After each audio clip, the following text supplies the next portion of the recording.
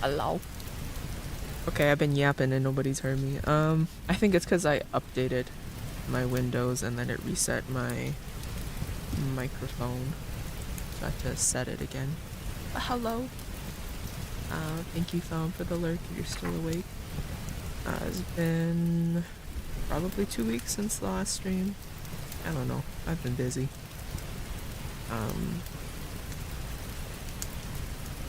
But I've been wanting to do a reading stream for a while.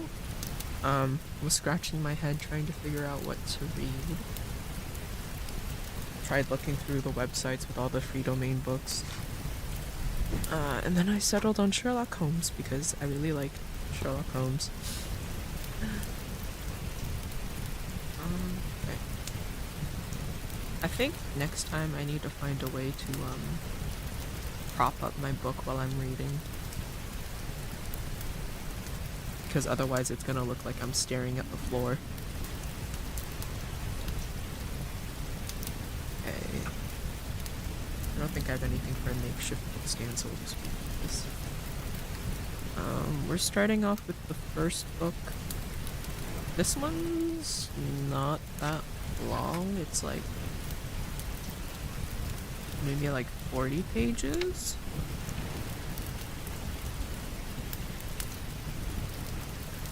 Yeah, I think it's probably the shortest one other than like the little short stories.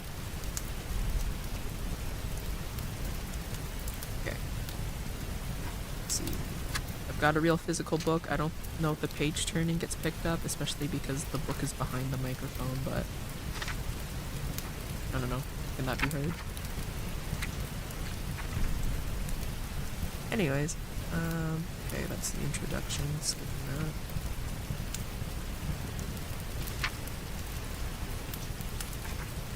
Where is it?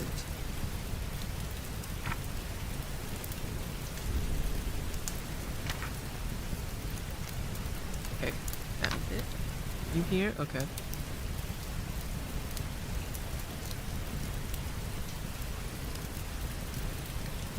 so I'm gonna start.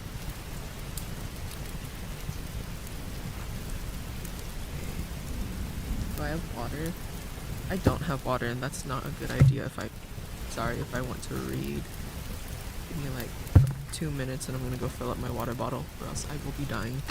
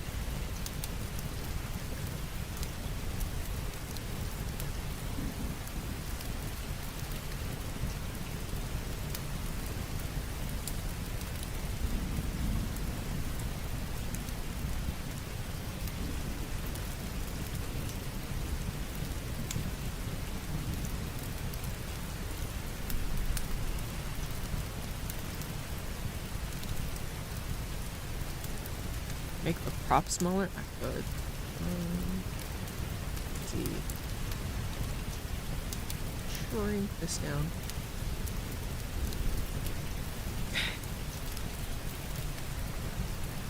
Where was I? Oh god. Sorry, I let the dogs back inside and like the wet dog smell just hit me. It's very pungent. Okay.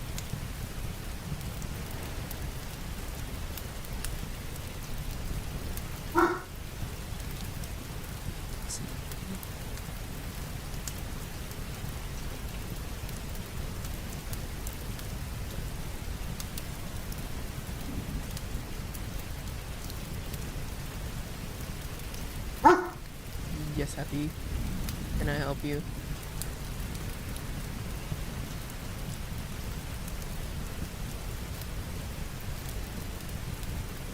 Something? she borks again, I'm just gonna let her out. I'll trade you the wet dog smell for cat food smell. Yeah, I don't want that.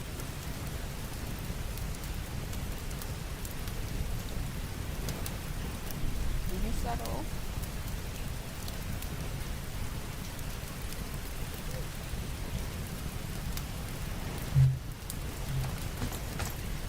Okay, she's decided.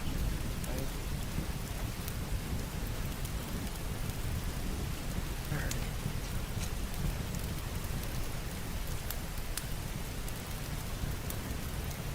Okay, so study in Scarlet, part 1. Being a reprint from the reminiscences of John H. Watson, M.D., late of the Army Medical Department. Chapter 1. Mr. Sherlock Holmes. In the year 1878, I took my degree of Doctor of Medicine of the University of London and proceeded to Netley to go through the course prescribed for surgeons in the Army. Having completed my studies there, I was duly attached to the 5th Northumberland Fusiliers as assistant surgeon. The regiment was stationed in India at the time, and before I could join it, the Second Afghan War had broken out. On landing at Bombay, I learned that my corps had advanced through the passes and was already deep in the enemy's country. I followed, however, with many other officers who were in the same situation as myself, and succeeded in reaching Kandahar in safety, where I found my regiment and at once entered upon my new duties. The campaign brought honors and promotion to many, but for me it had nothing but misfortune and disaster. I was removed from my brigade and attached to the Berkshires, with whom I served at the fatal battle of Maiwand. There, I was struck on the shoulder by a jezail bullet, which shattered the bone and grazed the subclavian artery. I should have fallen into the hands of the murderous Ghazis had it not been for the devotion and courage shown by Murray, my orderly, who threw me across a pack horse and succeeded in bringing me safely to the British lines. Worn with pain and weak from the prolonged hardships which I had undergone, I was removed, with a great train of wounded sufferers, to the base hospital at Peshawar. Here I rallied, and had already improved so far as to be able to walk about the wards, and even to break a little upon the veranda, when I was struck down by enteric fever. In that curse of our Indian possessions, for months my life was despaired of, and when at last I came to myself and became convalescent, I was so weak and emaciated that a medical board determined that not a day should be lost in sending me back to England.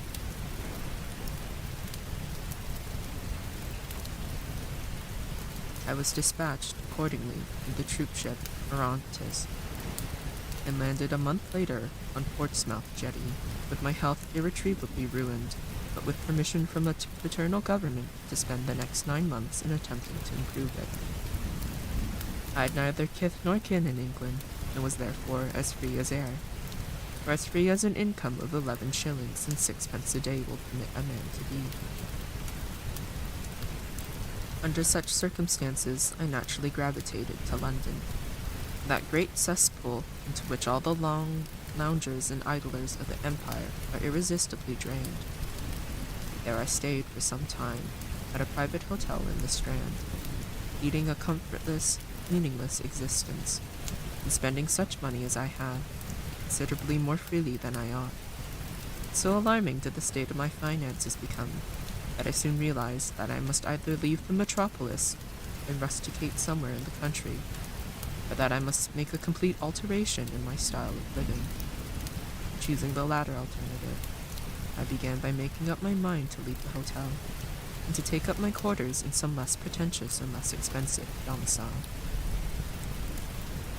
On the very day that I had come to this conclusion, I was standing at the Criterion bar, and someone tapped me on the shoulder, and turning round I recognized young Stamford, who had been a dresser under me at Bart's. The sight of a friendly face in the great wilderness of London is a pleasant thing indeed to a lonely man. In old days, Stamford had never been a particular crony of mine, but now I hailed him with enthusiasm, and he, in his turn, appeared to be delighted to see me. In the exuberance of my joy, I asked him to lunch with me at the Hallborn, and we started off together in a hansom. "Whatever have you been doing with yourself, Watson?" he asked in undisguised wonder as we rattled through the crowded London streets. "You're as thin as a lath and as brown as a nut." I gave him a short sketch of my adventures, and had hardly concluded it by the time that we reached our destination. "Poor devil," he said commiseratingly, after he had listened to my misfortunes. "What are you up to now?" "Looking for lodgings," I answered, trying to solve the problem as to whether it is possible to get comfortable rooms at a reasonable price. "That's a strange thing," remarked my companion. "You're the second man today that has used that expression to me." "And who was the first?" I asked.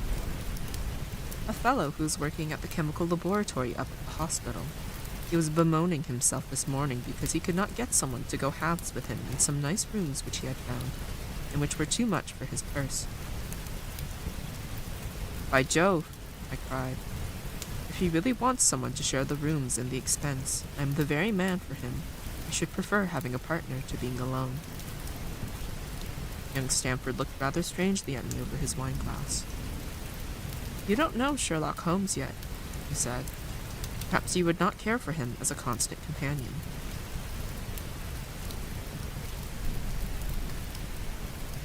"Why?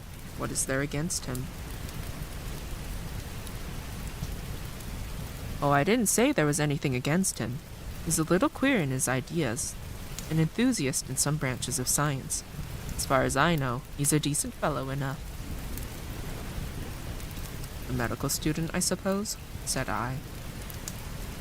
"No, I have no idea what he intends to go in for. I believe he is well up in anatomy, and he's a first-class chemist, but, as far as I know, he has never taken out any systematic medical classes. His studies are very desultory and eccentric, but he has amassed a lot of out-of-the-way knowledge which would astonish his professors." "Did you never ask him what he was going in for?" I asked.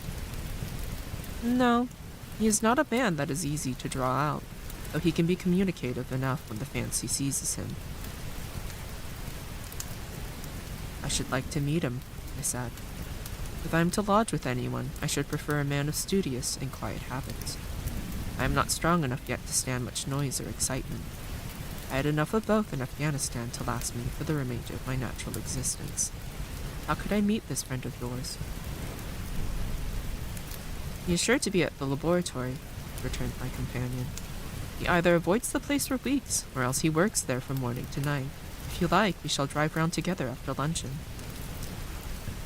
"Certainly," I answered.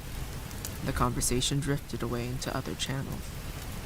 As we made our way to the hospital after leaving the Hallborn, Stamford gave me a few more particulars about the gentleman whom I proposed to take as a fellow lodger. "You mustn't blame me if you don't get on with him," he said. "I know nothing more of him than I have learned from meeting him occasionally in the laboratory. You proposed this arrangement, so you must not hold me responsible. If we don't get on it, it will be easy to part company," I answered. "It seems to me, Stamford," I added, looking hard at my companion, "that you have some reason for washing your hands of the matter. If this fellow's temper is so formidable, or what is it? Don't be mealy-mouthed about it." "It's not easy to express the inexpressible," he answered with a laugh. "Holmes is a little too scientific for my taste. It approaches to cold-bloodedness. I could imagine his giving a friend a little pinch of the latest vegetable alkaloid, not out of malevolence, you understand, but simply out of spirit of inquiry in order to have an accurate idea of the effects. To do him justice, I think that he would take it himself with the same readiness. He appears to have a passion for definite and exact knowledge." "Very right, too." "Yes, but it may be pushed to excess. When it comes to beating the subjects in the dissecting rooms with a stick, it is certainly taking rather a bizarre shape. Eating the subjects? Yes, to verify how far bruises may be produced after death. I saw him at it with my own eyes. And yet you say he is not a medical student. No, heaven knows what the subject of his studies are. But here we are, and you must form your own impression about him. As he spoke, he turned down a narrow lane and passed through a small side door, which opened into a wing of the great hospital.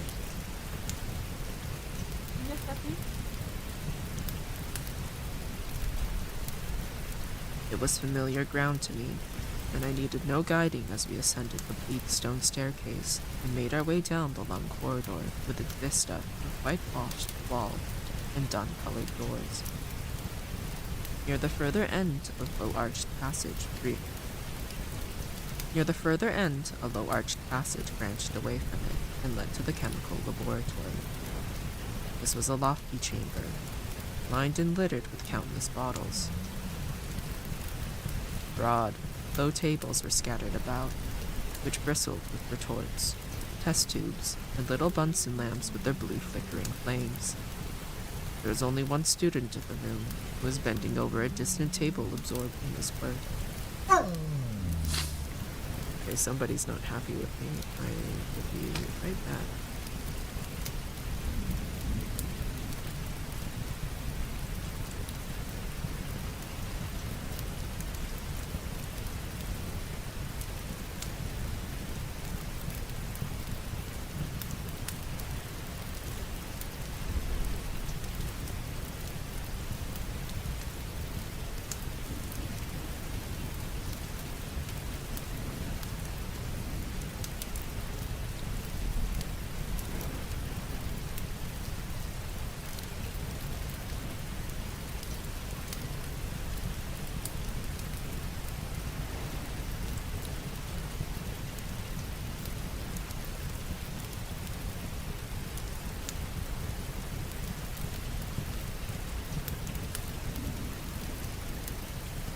Okay.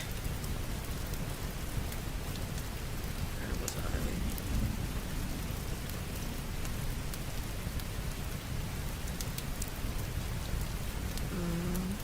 Okay. I think I was here. There was only one student in the room, who was bending over a distant table, absorbed in his work. At the sound of our steps, he glanced round and sprang to his feet with a cry of pleasure. I found it! I found it! He shouted to my companion, running towards us with a test tube in his hand. I have found a reagent which is precipitated by hemoglobin and by nothing else. Had he discovered a gold mine, greater delight could not have shone upon his features. Dr. Watson, Mr. Sherlock Holmes, said Stamford, introducing us. How are you? He said cordially, gripping my hand with a strength for which I should hardly have given him credit. You have been in Afghanistan, I perceive. How on earth did you know that? I asked in astonishment. Never mind, said he, chuckling to himself. The question now is about hemoglobin. No doubt you see the significance of this discovery of mine. It is interesting chemically, no doubt, I answered, but practically. Why, man, it is the most practical medico-legal discovery for years. Don't you see that it gives us an infallible test for bloodstains? Come over here now. He seized me by the coat sleeve in his eagerness and drew me over to the table at which he had been working. Let us have some fresh blood, he said, digging a long bodkin into his finger and drawing off the resulting drop of blood in a chemical pipette. Now I add this small quantity of blood to a liter of water. You perceive that the resulting mixture has the appearance of pure water. The proportion of blood cannot be more than 1 in a million. I have no doubt, however, that we shall be able to obtain the characteristic reaction. As he spoke, he threw into the vessel a few white crystals, and then added some drops of a transparent fluid. In an instant, the contents assumed a dull mahogany color, and a brownish dust was precipitated to the bottom of the glass jar. Ha ha! He cried, clapping his hands, and looking as delighted as a child with a new toy. What do you think of that? I It seems to be a very delicate test, I remarked. Beautiful, beautiful. The old, oh god, I cannot pronounce this, Guaikun test was very clumsy and uncertain. So is the microscopic examination for blood corpuscles. The latter is valueless if the stains are a few hours old. Now, this appears to act as well whether the blood is old or new. Had this test been invented, there are hundreds of men now walking the earth who would long ago have paid the penalty of their crimes. Indeed, I murmured. Criminal cases are continually hinging upon that one point. A man is suspected of a crime months perhaps after it has been committed. His linen or clothes are examined, and brownish stains discovered upon them. Are they blood stains, or mud stains, or rust stains, or fruit stains, or what are they? That is a question which has puzzled many an expert. And why? Because there is no reliable test. Now we have the Sherlock Holmes' test, and there will no longer be any difficulty. His eyes fairly glittered as he spoke, and he put his hand over his heart and bowed as if to some applauding crowd conjured up by his imagination. You are to be congratulated, I remarked, considerably surprised at his enthusiasm. There was the case of von Bischoff at Frankfurt last year. He would certainly have been hung had this test been in existence. Then there was Mason of Bradford, and the notorious Muller, and Lefebvre of Montpellier, and Sampson of New Orleans. I could name a score of cases in which it would have been decisive. You seem to be a walking calendar of crime, said Stamford with a laugh. You might start a paper on those lines. Call it the police news of the past. Very interesting reading it might be made too, remarked Sherlock Holmes, sticking a small piece of plaster over the prick on his finger. I have to be careful, he continued, turning to me with a smile, for I dabble with poisons a great deal. He held out his hand as he spoke, and I noticed that it was all mottled over similar pieces of plaster and discolored with strong acids. You came here on business, said Stamford, sitting down on a high three-legged stool and pushing another one in my direction with his foot. My friend here wants to take diggings, and as you were complaining that you could get no one to go halves with you, I thought that I'd better bring you together. Sherlock Holmes seemed delighted at the idea of sharing his rooms with me. I have my eye on a suite in Baker Street, he said, which would suit us down to the ground. You don't mind the smell of strong tobacco, I hope. I always smoke ships myself, I answered. That's good enough. I generally have chemicals about and occasionally do experiments. Would that annoy you? By no means. Let me see. What are my other shortcomings? I get in the dumps at times and don't open my mouth for days on end. You must not think I'm sulky when I do that. Just let me alone and I'll soon be right. What have you to confess now? It's just as well for two fellows to know the worst of one another before they begin to live together. I laughed at this cross-examination. I keep a bullpup, I said, and I object to rows because my nerves are shaken, and I get up at all sorts of ungodly hours, and I'm extremely lazy. I have another set of vices when I'm well, but those are not the principal ones at present.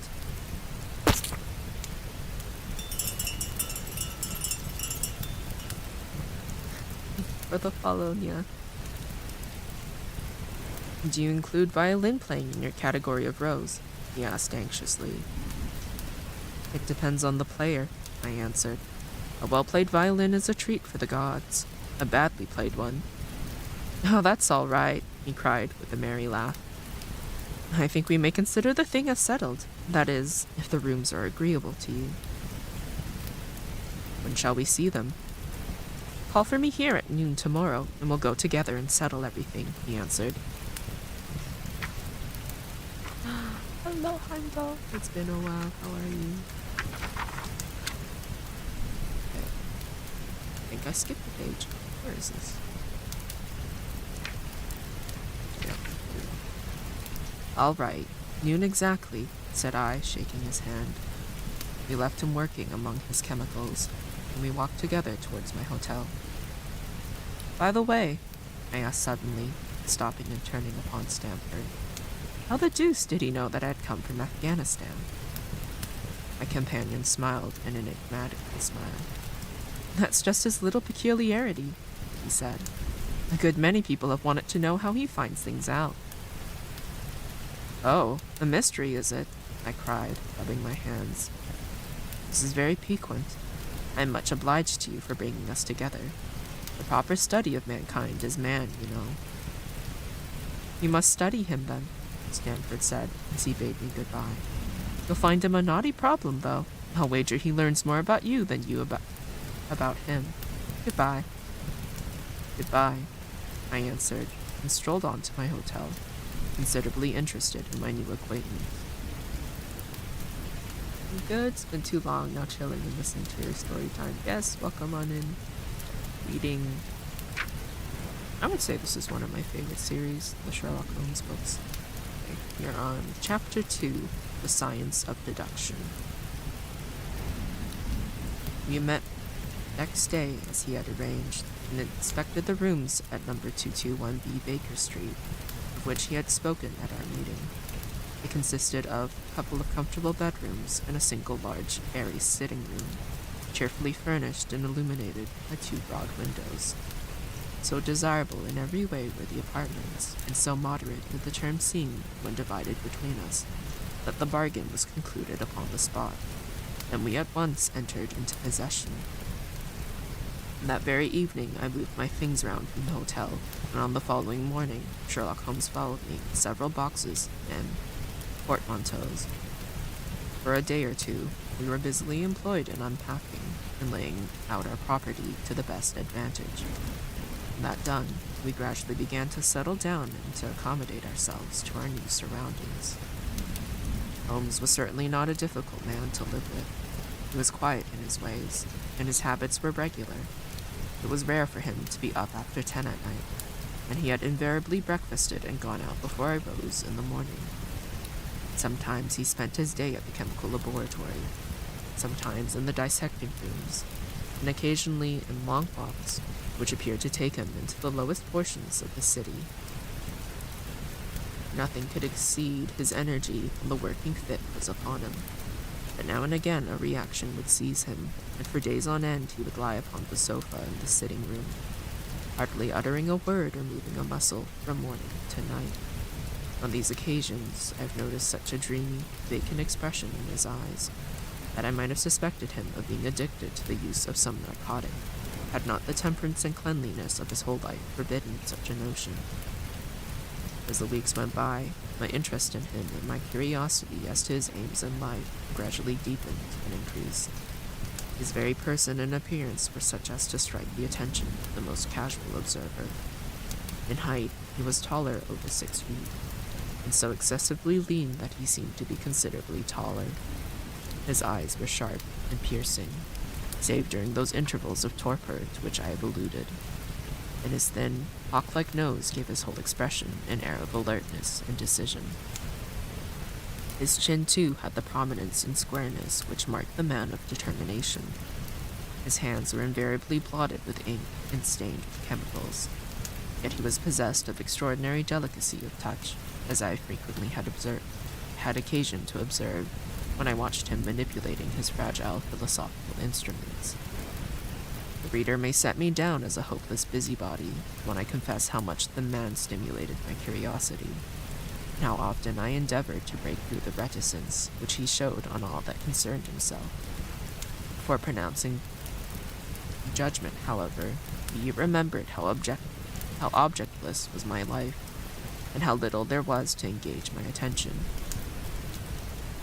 My health forbade me from venturing out unless the weather was exceptionally genial, and I had no friends who would call upon me and break the monotony of my daily existence.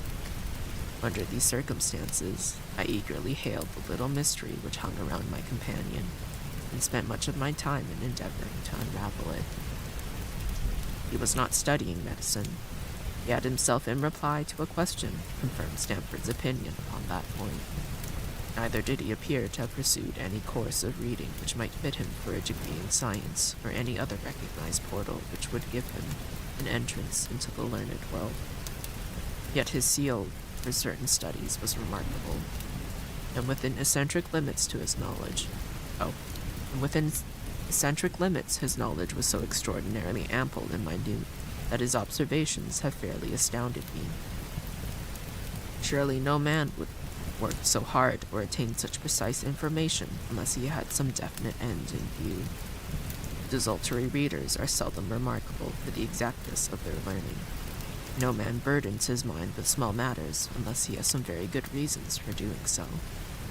His ignorance was as remarkable as his knowledge. Of contemporary literatures, philosophy, and politics he appeared to know next to nothing.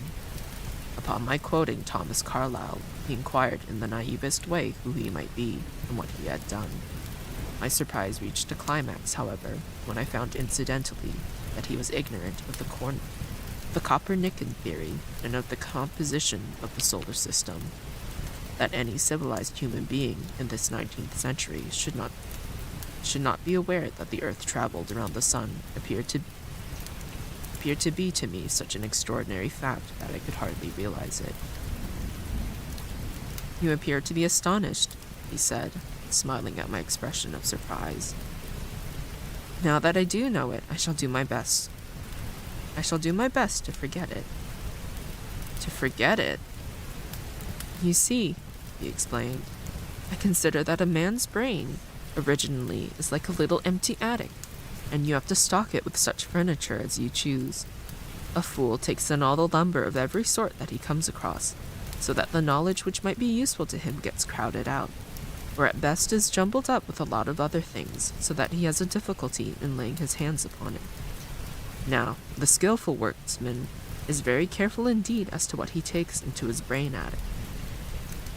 He will have nothing but the tools which may help him in doing his work, but of these he has a large assortment, and all in the most perfect order. It is a mistake to think that little room has elastic walls and can distend to any extent. Depend upon it, there comes a time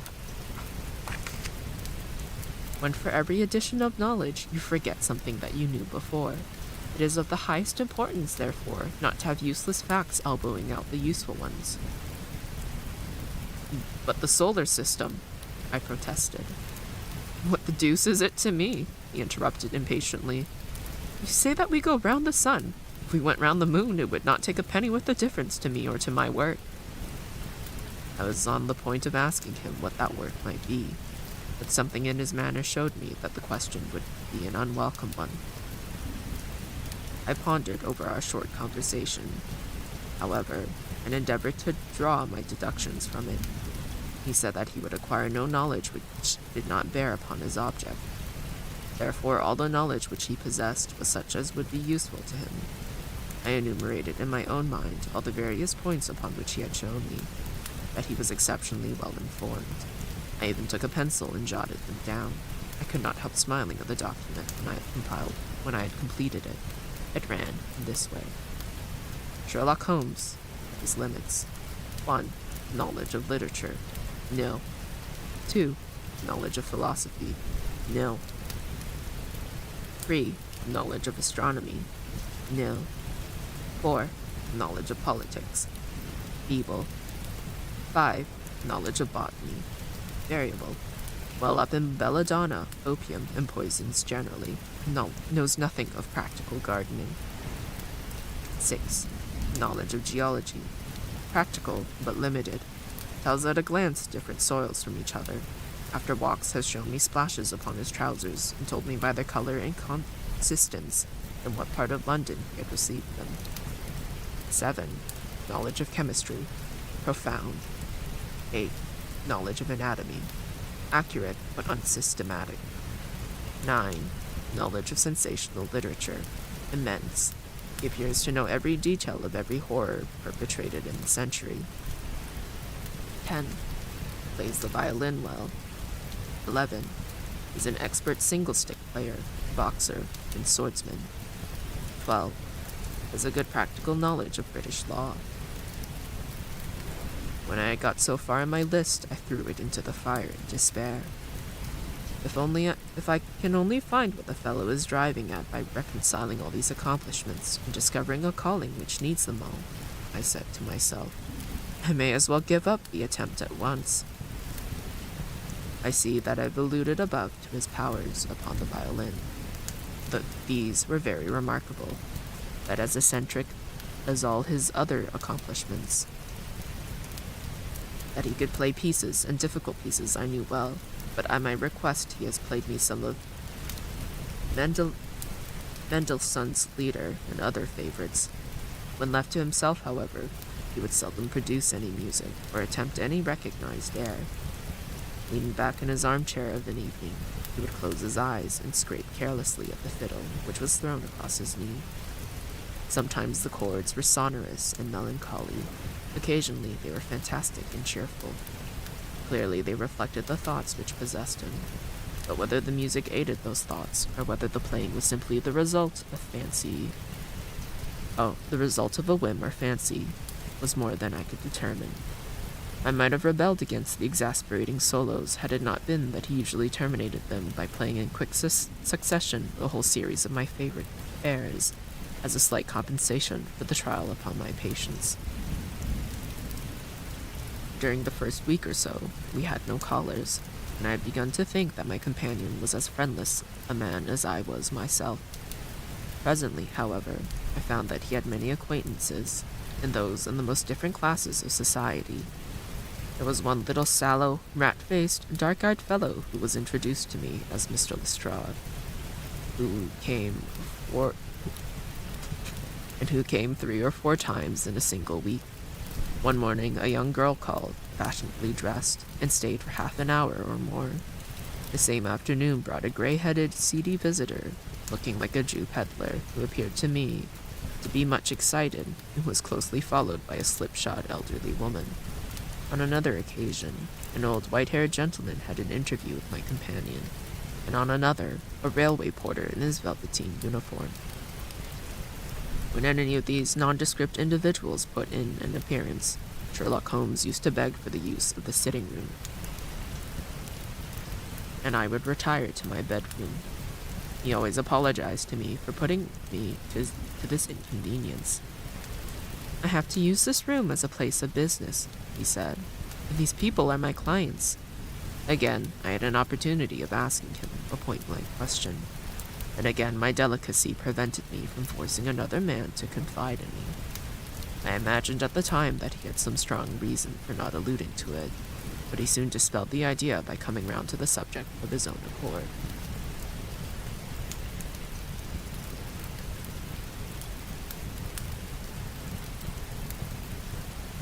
It was upon the 4th of March, as I have good reason to remember, that I rose somewhat earlier than usual, and found that Sherlock Holmes had not yet finished his breakfast. The landlady had become so accustomed to my late habits that my place had not been laid nor my coffee prepared. With the unreasonable petulance of mankind, I rang the bell and gave a curt intimation that I was ready. Then I picked up a magazine from the table and attempted to while away the time with it, while my companion munched silently on his toast. One of the articles had a pencil mark at the heading, and I naturally began to run my eye through it. Its somewhat ambitious title was The Book of Life, and it attempted to show how much an observant man might learn by an accurate and systematic examination of all that came in his way. It struck me as being a remarkable mixture of shrewdness and of absurdity. The reasoning was close and intense. The deductions appeared to me to be far-fetched and exaggerated. The writer claimed by a momentary expression, a twitch of a muscle, or a glance of an eye, to fathom a man's inmost thoughts. Deceit, according to him, was an impossibility in the case of one trained to observation and analysis. His conclusions were as infallible as so many propositions of Euclid. So startling would his results appear to the uninitiated that until they learned the processes by which he had arrived at them, they might well consider him as a necromancer. "From a drop of water," said the writer, "the logician could infer the possibility of an Atlantic or a Niagara without having seen or heard of one or the other. So all life is a great chain, the nature of which is known whenever we are shown a single link of it. Like all other arts, the science of deduction and analysis is one which can only be acquired by long and patient study. Nor is life long enough to allow any mortal to attain the highest possible perfection in it, before turning to those moral and mental aspects of the matter which present the greatest difficulties. Let the inquirer begin by mastering more elementary problems. Let him, on meeting a fellow mortal, learn at a glance to distinguish the history of the man and the trade or profession to which he belongs. Puerile as such an exercise may seem, it sharpens the faculties of observation and teaches one where to look and what to look for. By a man's fingernails, by his coat sleeve, by his boot, by his trouser knees, by the coat, by the callosities of his forefinger and thumb, by his expression, by his shirt cuffs. By each of these things a man's calling is plainly revealed. That all united should fail to enlighten the competent inquirer in any case is almost inconceivable. "What ineffable twaddle!" I cried, slapping the magazine down on the table. "I've never read such rubbish in my life." "What is it?" asked Sherlock Holmes. "Why, this article," I said, pointing at it with my egg spoon as I sat down to my breakfast. "I see that you have read it since you have marked it. I don't deny that it is smartly written. It irritates me, though. It is evidently the theory of some armchair lounger who evolves all these neat little paradoxes in the seclusion of his own study. It is not practical. I should like to see him clapped down in a third-class carriage on the Underground and asked to give the trades of all his fellow travelers. I would lay 1,000 to 1 against him." "You would lose your money," Sherlock Holmes remarked calmly. "As for the article, I wrote it myself." "You?" "Yes. I have a turn both for observation and for deduction. The theories which I have expressed there, and which appear to you to be so chimerical, are really extremely practical. So practical that I depend upon them for my bread and cheese." "And how?" I asked involuntarily. "Well, I have a trade of my own, I suppose. I'm the only one in the world. I'm a consulting detective, if you can understand what that is. Here in London, we have lots of government detectives and lots of private ones. When these fellows are at fault, they come to me, and I manage to put them on the right scent. They lay all the evidence before me, and I'm generally able, by the help of my knowledge of the history of crime, to set them straight. There is a strong family resemblance about misdeeds, and if you have all the details of 1,000 at your finger ends, it is odd if you can't unravel the 1,001st. Lestrade is a well-known detective. He got himself into a fog recently over a forgery case, and that was what brought him here." "And these other people?" "They are mostly sent on by private inquiry agencies. They're all people who are in trouble about something and want a little enlightening. I listen to their story. They listen to my comments, and then I pocket my fee."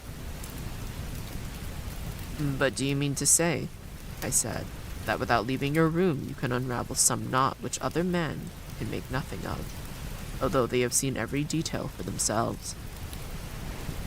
"Quite so. I have a kind of intuition that way. Now and again a case turns up which is a little more complex. Then I have to bustle about and see things with my own eyes. You see, I have a lot of special knowledge which I apply to the problem, and which facilitates matters wonderfully. Those rules of deduction, laid down in the article which aroused your scorn, are invaluable to me in practical work. Observation with me is second nature. You appeared to be surprised when I told you on our first meeting that you had come from Afghanistan." "You were told, no doubt." "Nothing of the sort. I knew you came from Afghanistan.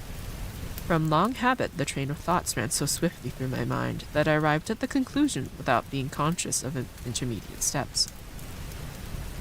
There were such steps, however. The train of reasoning ran. Here is a gentleman of a medical type, but with the air of a military man, clearly an army doctor then. He has just come from the tropics, for his face is dark, and that is not the natural tint of his skin, for his wrists are fair. He has undergone hardship and sickness, as his haggard face says clearly. His left arm has been injured. He holds it in a stiff and unnatural manner. Where in the tropics could an English army doctor have seen much hardship and got his arm wounded? Clearly, in Afghanistan. The whole train of thought did not occupy a second. I then remarked that you came from Afghanistan, and you were astonished. It is simple enough as you explain it, I said, smiling. You remind me of Edgar Allan Poe's Dupin. I had no idea that such individuals did exist outside of stories. Sherlock Holmes rose and lit his pipe. No doubt you think that you are complimenting me and comparing me to Dupin. Or Dupin, I don't know, he observed. Now, in my opinion, Dupin was a very inferior fellow. That trick of his of breaking in on his friend's thoughts with an apropos remark after a quarter of an hour's silence is really very showy and superficial. He had some analytical genius, no doubt, but he was by no means such a phenomenon as Poe appeared to imagine. Have you read Gaboriau's work? I asked. Does Lecoq come up to your ideas of a detective? Sherlock Holmes sniffed sardonically. Lecoq was a miserable bungler, he said, in an angry voice. He had only one thing to recommend him, and that was his energy. That book made me positively ill. The question was how to identify an unknown prisoner. I could have done it in 24 hours. Lecoq took 6 months or so. It might be made a textbook for detectives to teach them what to avoid. I felt rather indignant at having two characters, whom I had admired, treated in this cavalier style. I walked over to the window and stood looking out into the busy street. This fellow may be very clever, I said to myself, but he's certainly very conceited. There are no crimes and no criminals in these days, he said querulously. What is the use of having brains in our profession? I know well that I have it in me to make my name famous. No man lives or has ever lived who has brought the same amount of study and of natural talent to the detection of crime which I have done. And what is the result? There is no crime to detect, or at most some bungling villainy with a motive so transparent that even a Scotland Yard official can see through it.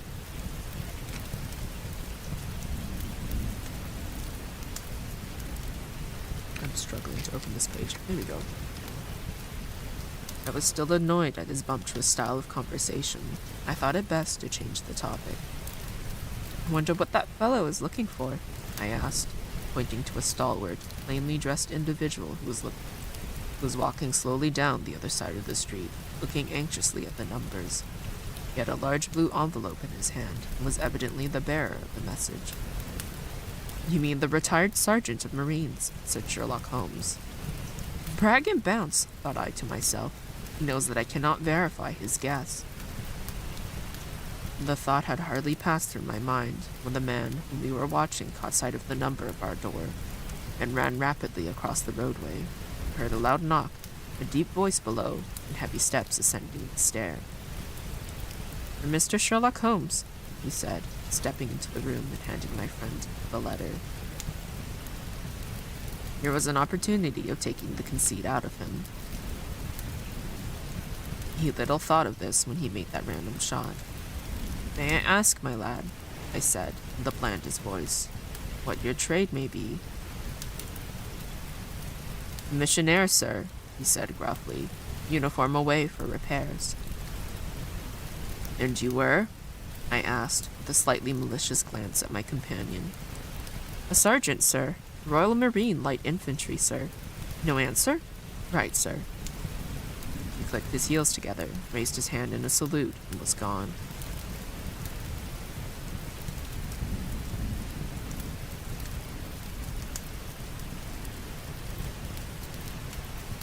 Chapter 3. The Lauriston Garden Mystery. I confess that I was considerably startled by this fresh proof of the practical nature of my companion's theories. My respect for his powers of analysis increased wondrously. There still remained some lurking suspicion in my mind, however, that the whole thing was a prearranged episode intended to dazzle me through what earthly object he could have in taking me in was past my comprehension. When I looked at him, he had finished reading the note, and his eyes had assumed the vacant, lackluster expression which showed mental abstraction. How in the world did you deduce that? I asked. Deduce what? Said he petulantly. Why, that he was a retired sergeant of Marines. I have no time for trifles, he answered, brusquely, then, with a smile. Excuse my rudeness. You broke the thread of my thoughts, or perhaps it is as well. So you actually were not able to see that the man was a sergeant of Marines? No, indeed. It was easier to know it than to explain why I knew it. If you were asked to prove that 2 and 2 made 4, you might find some difficulty, and yet you are quite sure of the fact. Even across the street I could see a great blue anchor tattooed on the back of the fellow's hand. That smacked of the sea. He had a military carriage, however, and regulation side whiskers. There we have the Marine. He was a man with some amount of self-importance, and a certain air of command. He must have observed the way in which he held his head and swung his cane. A steady, respectable, middle-aged man, too, on the face of him. All facts which led me to believe that he had been a sergeant. I forget that this is a thing that they wrote back in the day. Wonderful, I ejaculated. Commonplace, said Holmes, though I thought from his expression that he was pleased at my evident surprise and admiration. I said just now that there were no criminals. It appears that I'm wrong. Look at this. He threw me over the note with which the commissionaire had brought. Why, I cried, as I cast my eye over it. This is terrible. It does seem to be a little out of the common, he remarked calmly. Would you mind reading it to me aloud? This is the letter which I read to him. My dear Mr. Sherlock Holmes, there has been a bad business during the night at 3 Lauriston Gardens off the Brixton Road. Our man on the beat saw a light there about 2 in the morning, and as the house was an empty one, suspected that something was amiss. He found the door open, and in the front room, which is bare of furniture, discovered the body of a gentleman, well dressed and having cards in his pocket bearing the name of Enoch J. Drebber, Cleveland, Ohio, USA. There has been no robbery, nor is there any evidence as to how the man met his death. There are marks of blood in the room, but there is no wound upon his person. We are at a loss as to how he came into the empty house. Indeed, the whole affair is a puzzler. If you can come round to the house any time before 12, you will find me there. I have left everything in status quo until I hear from you. If you are unable to come, I shall give you fuller details, and would esteem it a great kindness if you would favor me with your opinions. Yours faithfully, Tobias Gregson. Gregson is the smartest of the Scotland Yarders, my friend remarked. He and Lestrade are the pick of the bad lot. They are both quick and energetic, but conventional, shockingly so. They have their knives into one another, too. They are as jealous as a pair of professional beauties. There will be some fun over this case if they are both put upon the scent. I was amazed at the calm way in which he rippled on. Surely there is not a moment to be lost, I cried. Shall I go and order you a cab? I'm not sure about whether I shall go. I'm the most incurable lazy devil that ever stood in shoe leather. That is, when the fit is on me, for I can be spry enough at times.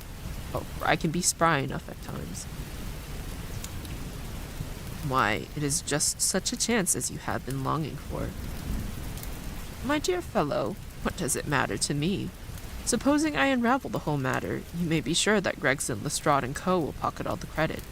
And that comes of being an unofficial personage. But he begs you to help him.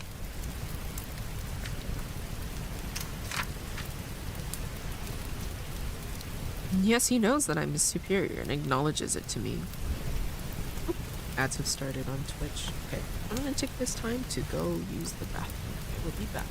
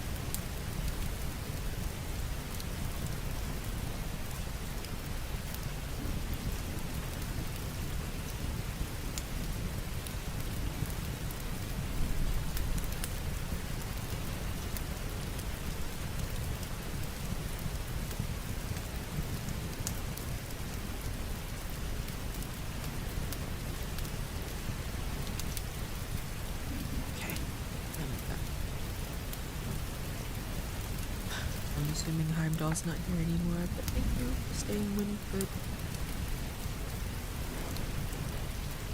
Wish I could stay. Last my morning will be an early one. Have a lot of fun reading Marvel. You're good at it. Also, I keep thinking of Phoenix Wright when you read. Good night. I miss playing Phoenix Wright. Well, Ace Attorney, I guess, in general. There is investigation. Oh, no, Heimdall's still here. There is investigations that I can play eventually, and then there's the whole Apollo Justice trilogy, so there is technically more games I can play. Maybe I'll pick them up the next sale. We'll see.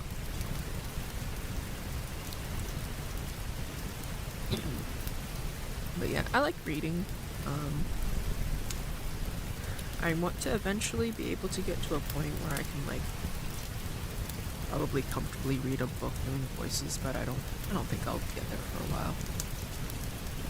Okay, where was I?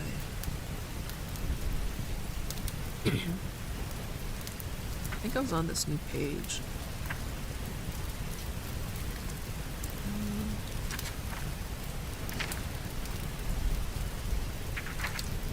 Oh. Okay, we'll go. We'll start from here. But he begs you to help him. Yes, he knows that I'm his superior and acknowledges it to me. But he would cut his tongue out before he would own it to any third person. However, we may as well go and have a look. I shall work it out on my own hook. I may have a laugh at them if I have nothing else. Come on. He hustled on his overcoat and bustled about in a way that showed that an energetic fit had superseded the apathetic one. Get your hat, he said. You wish me to come? Yes, if you have nothing better to do. A minute later, we were both in a hansom, driving furiously for the Brixton Road. It was a foggy, cloudy morning, and a dun-colored veil hung over the housetops, looking like a reflection of the mud-colored streets beneath. My companion was in the best of spirits and prattled away about Cremona fiddles, and the difference between a Stradivarius and an Amati. As for myself, I was silent, but the dull weather and the melancholy business upon which we were engaged depressed my spirits. You don't seem to give much thought to the matter in hand, I said at last, interrupting Holmes's musical disquisition. No data yet, he answered. It is a capital mistake to theorize before you have all the evidence. It biases your judgment. You will have your data soon, I remarked, pointing with my finger. This is the Brixton Road, and that is the house, if I'm not very much mistaken. So it is. Stop, driver, stop. We were still 100 yards or so from it, but he insisted upon our alighting, and we finished our journey upon foot. Number 3 Lauriston Gardens wore an ill-omened and minatory look. It was one of 4 which stood back some little way from the street, 2 being occupied and 2 empty. The latter looked out with 3 tiers of vacant melancholy windows, which were blank and dreary, save that here and there a to let card had developed like a cataract upon the bleared panes. A small garden sprinkled over with a scattered eruption of sickly plants separated each of these houses from the street, and we traversed by a narrow pathway, yellowish in color and consisting apparently of a mixture of clay and of gravel. The whole place was very sloppy from the rain which had fallen through the night. The garden was bounded by a 3-foot brick wall with a fringe of wood rails upon the top, and against this wall was leaning a stalwart police constable, surrounded by a small knot of loafers, who craned their necks and strained their eyes in the vain hope of catching some glimpse of the proceedings within. I had imagined that Sherlock Holmes would at once have hurried into the house and plunged into a study of the mystery. Nothing appeared to be further from his intention. An air of nonchalance which, under the circumstances, seemed to me to border upon affectation. He lounged up and down the pavement and gazed vacantly at the ground, the sky, the opposite houses, and the line of railings. Having finished his scrutiny, he proceeded slowly down the path, or rather down the fringe of grass which flanked the path. keeping his eyes riveted upon the ground. Twice he stopped, and once I saw him smile, and heard him utter an exclamation of satisfaction. There are many marks of footsteps upon the wet clay soil, but since the police had been coming and going over it, I was unable to see how my companion could hope to learn anything from it. Still, I had such extraordinary evidence of the quickness of his perceptive faculties that I had no doubt that he could see a great deal which was hidden from me. At the door of the house, we were met by a tall, white-faced, flaxen-haired man with a notebook in his hand, who rushed forward and wrung my companion's hand with effusion. "It is indeed kind of you to come," he said. "I have had everything left untouched." "Except that," my friend answered, pointing at the pathway. "If a herd of buffaloes had passed along there, could not be a greater mess, no doubt. However, you had drawn your own conclusion, Gregson, before you permitted this." "I have had so much to do inside the house," the detective said evasively. "My colleague, Mr. Lestrade, is here. I had relied upon him to look after this." Holmes glanced at me and raised his eyebrows sardonically. "With two such men as yourself and Lestrade upon the ground, there will not be much for a third party to find out," he said. Gregson rubbed his hands in a self-satisfied way. "I think we have done all that can be done," he answered. "It's a queer case, though, and I knew your taste for such things." "You did not come here in a cab?" asked Sherlock Holmes. "No, sir." "Nor Lestrade?" "No, sir." "Then let us go and look at the room." With which inconsequent remark he strode up onto the house, followed by Gregson, whose features expressed his astonishment. A short passage, bare-planked and dusty, led to the kitchen and offices. 2 doors opened out of it to the left and to the right. One of these had obviously been closed for many weeks. The other belonged to the dining room, which was the apartment in which the mysterious affair had occurred. Holmes walked in, and I followed him with that subdued feeling at my heart which the presence of death inspires. It was a large square room, looking all the larger from the absence of all furniture. A vulgar, flaring paper adorned the walls, but it was blotched in places with mildew, and here and there great strips had become detached and hung down, exposing the yellow plaster underneath. Opposite the door was a showy fireplace, surmounted by a mantelpiece of imitation white marble. On one corner of this was struck the stump of a red wax candle. The solitary window was so dirty that the light was hazy and uncertain, giving a dull gray tinge to everything, which was intensified by the thick layer of dust which coated the whole apartment. All these details I observed afterwards. At present, my attention was centered upon the single grim, motionless figure which lay stretched upon the boards, with vacant, sightless eyes staring up at the discolored ceiling. It was that of a man about 43 or 44 years of age, middle-sized, broad-shouldered, with the crisp, curling black hair and a short, stubbly beard. He was dressed in a heavy broadcloth frock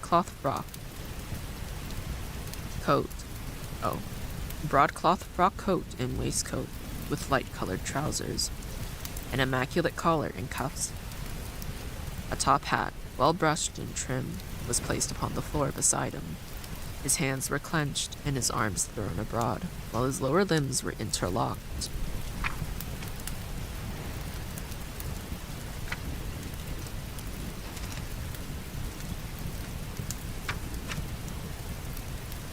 Were interlocked as though his death struggle had been a grievous one. On his rigid face there stood an expression of horror, and as it seemed to me, of hatred, such as I have never seen upon human features. This malignant and terrible contortion, combined with a low forehead, blunt nose, and prognathous jaw, gave the dead man a singularly simious and ape-like appearance.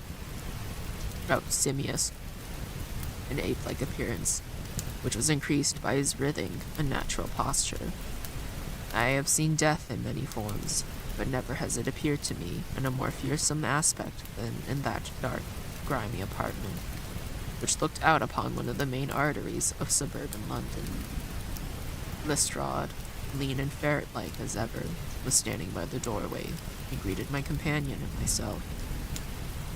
"This case will make a stir, sir," he remarked. "It beats anything I've seen, and I'm no chicken." "There's no clue?" said Gregson. "None at all," chimed in Lestrade. Sherlock Holmes approached the body and, kneeling down, examined it intently. "You're sure that there's no wound?" he asked, pointing to numerous gouts and splashes of blood which lay all around. "Positive," cried both detectives. "Then of course this blood belongs to a second individual, presumably the murderer, if a murder has been committed. It reminds me of the circumstances attendant on the death of Van Jensen in Utrecht in the year 34. Do you remember the case, Gregson?" "No, sir." "Read it up. You really should. There's nothing new under the sun. It has all been done before." As he spoke, his nimble fingers were flying here, there, and everywhere, feeling, pressing, unbuttoning, examining, while his eyes wore the same faraway expression which I have already remarked upon. So swiftly was the examination made that one would hardly have guessed the minuteness with which it was conducted. Finally, he sniffed the dead man's lips and then glanced at the soles of his patent leather boots. "He has not been moved at all?" he asked. "No more than was necessary for the purposes of our examination." "You can take him to the mortuary now," he said. "There's nothing more to be learned." Gregson had a stretcher and 4 men at hand. At his call, they entered the room, and the stranger was lifted and carried out. As they raised him, a ring tinkled down and rolled across the floor. Lestrade grabbed it up and stared at it with mystified eyes. "There's been a woman here," he cried. "It's a woman's wedding ring." He held it out as he spoke, upon the palm of his hand. We all gathered round him and gazed at it. There could be no doubt that that circlet of plain gold had once adorned the finger of a bride. "This complicates matters," said Gregson. "Heaven knows they were complicated enough before." "You're sure it doesn't simplify them?" observed Holmes. "There's nothing to be learned by staring at it. What did you find in his pockets?" "We have it all here," said Gregson, pointing to a litter of objects upon one of the bottom steps of the stairs. "A gold watch, number 97163 by Vroid of London. Gold Albert chain, very heavy and solid.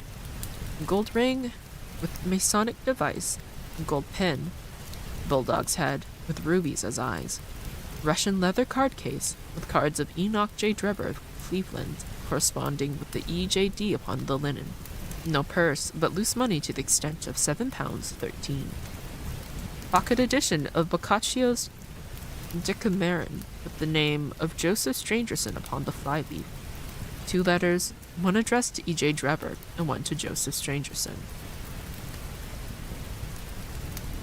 "At what address?" "American Exchange, Strand.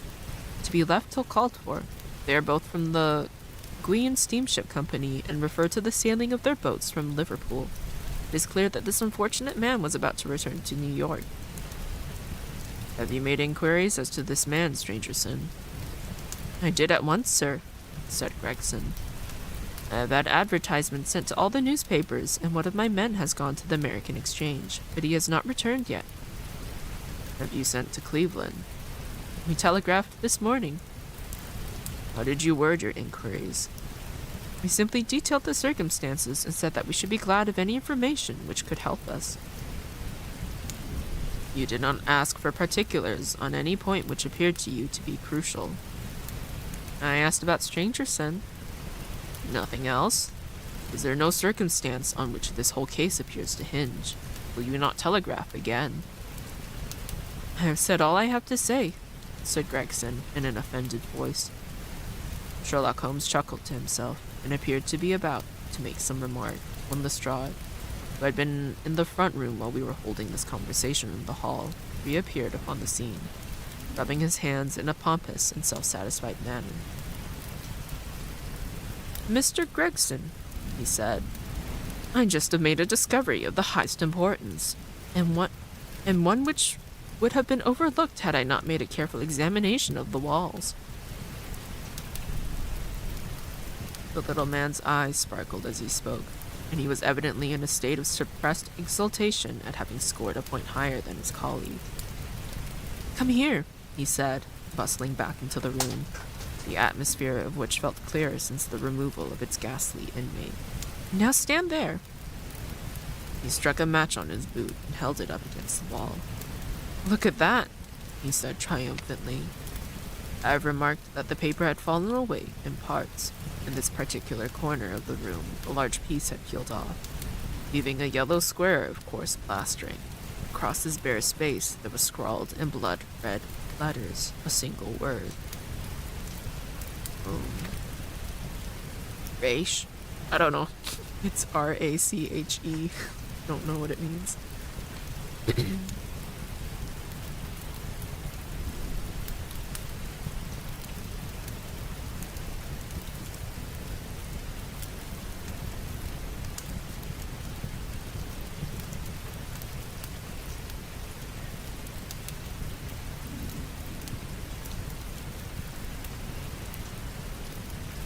"What do you think of that?"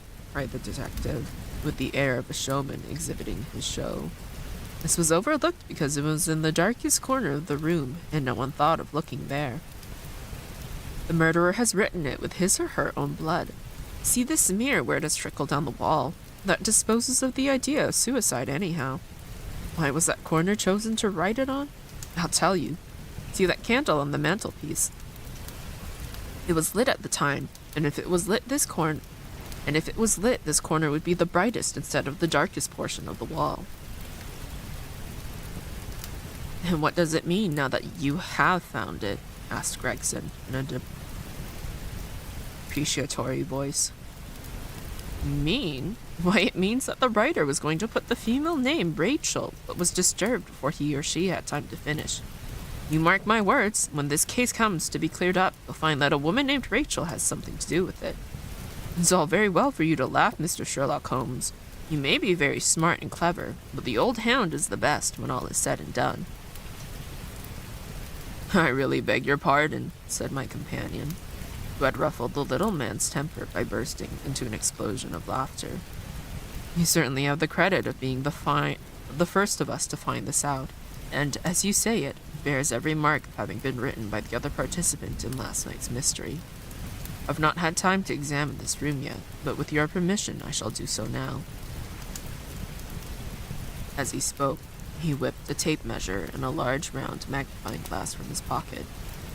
With these two implements he trotted noiselessly about the room, sometimes stopping, occasionally kneeling, and once lying flat on his face.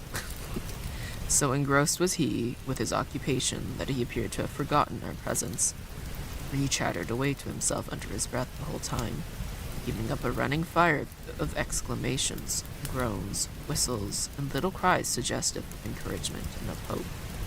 As I watched him, I was irresistibly reminded of a pure-blooded, well-trained foxhound as it dashes backwards and forwards through the covert, whining in its eagerness, until it comes across the lost scent.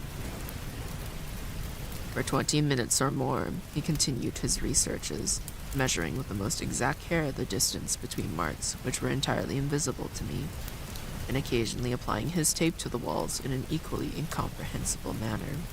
In one place, he gathered up very carefully a little pile of gray dust from the floor and packed it away in an envelope. Finally, he examined with his glass the word upon the wall, going every letter of it with the most minute exactness. This done, he appeared to be satisfied, for he replaced his tape and his glass in his pockets. "They say that genius is an infinite capacity for taking pains," he remarked with a smile. "It's a very bad definition, but it does apply to detective work." Gregson and Lestrade had watched the maneuvers of their amateur companion with considerable curiosity and some contempt. They evidently failed to appreciate the fact, which I had begun to realize, that Sherlock Holmes's smallest actions were all directed towards some definite and practical end. "What do you think of it, sir?" they both asked. It would be robbing you of the credit of the case if I was to presume to help you, remarked my friend. You're doing well now that it would... You're doing so well now that it would be a pity for anyone to interfere. There was a world of sarcasm in his voice as he spoke. If you'll let me know how your investigations go, he continued, I shall be happy to give you any help I can. In the meantime, I should like to speak to the constable who found the body. Can you give me his name and address? Lestrade glanced at his notebook. John Rance, he said. He's off duty now. You'll find him at 46 Audley Court, Kennington Parkgate. Holmes took note of the address. Come along, Doctor, he said. We shall go and look him up. I'll tell you one thing which may help you in the case. He continued, turning to the two detectives. There has been murder done, and the murderer was a man. He was more than 6 feet high. He was in the prime of life, had small feet for his height, wore coarse, square-toed boots, and smoked a trichinopoly cigar. He came here with his victim in a 4-wheeled cab, which was drawn by a horse with 3 old shoes, and 1 new one on his off foreleg. In all probability, the murderer has a florid face, and the fingernails of his right hand were remarkably long. These are only a few indications, but they may assist you. Lestrade and Gregson glanced at each other with an incredulous smile. If this man was murdered, how was it done? Asked the former. Poison, said Sherlock Holmes curtly, and strode off. One other thing, Lestrade, he added, turning round at the door. Rache is the German word for revenge, so don't lose your time looking for Miss Rachel. With which Parthian shot as he walked away, leaving the 2 rivals open-mouthed behind him. Chapter 4. What John Rance Had to Tell. It was 1 o'clock when we left. Number 3 Lawrenceston Gardens. Sherlock Holmes led me to the nearest telegraph office, whence he dispatched a long telegram. He then hailed a cab and ordered the driver to take us to the address given to us by Lestrade. There's nothing like first-hand evidence, he remarked. As a matter of fact, my mind is entirely made up upon the case, but still, we may as well learn all that is to be learned. You amaze me, Holmes, said I. Surely you are not sure, as you pretend to be, of all those particulars which you gave. There's no room for a mistake, he answered. The very first thing which I observed on arriving there was that a cab had made 2 ruts with its wheels close to the curb. Now, up till last night, we have had no rain for a week, and so those wheels which left such a deep impression must have been there during the night. There were the marks of the horse's hoofs, too, the outline of one of which was far more clearly cut than of the other 3, showing that was a new shoe. Since the cab was there after the rain began, and was not there any time during the morning, I have Gregson's word for that. It follows that it must have been there during the night, and therefore that it brought those 2 individuals to the house. And that seems simple enough, said I. But how about the other man's height? Why, the height of a man, in 9 cases out of 10, can be told from the length of his stride. It is a simple calculation enough, though there is no use my boring you with figures. I had this fellow's stride both on the clay outside and on the dust within. Then I had a way of checking my calculation. When a man writes on a wall, his instinct leads him to write about the level of his own eyes. Now that writing was just over 6 feet from the ground. It was child's play. And his age?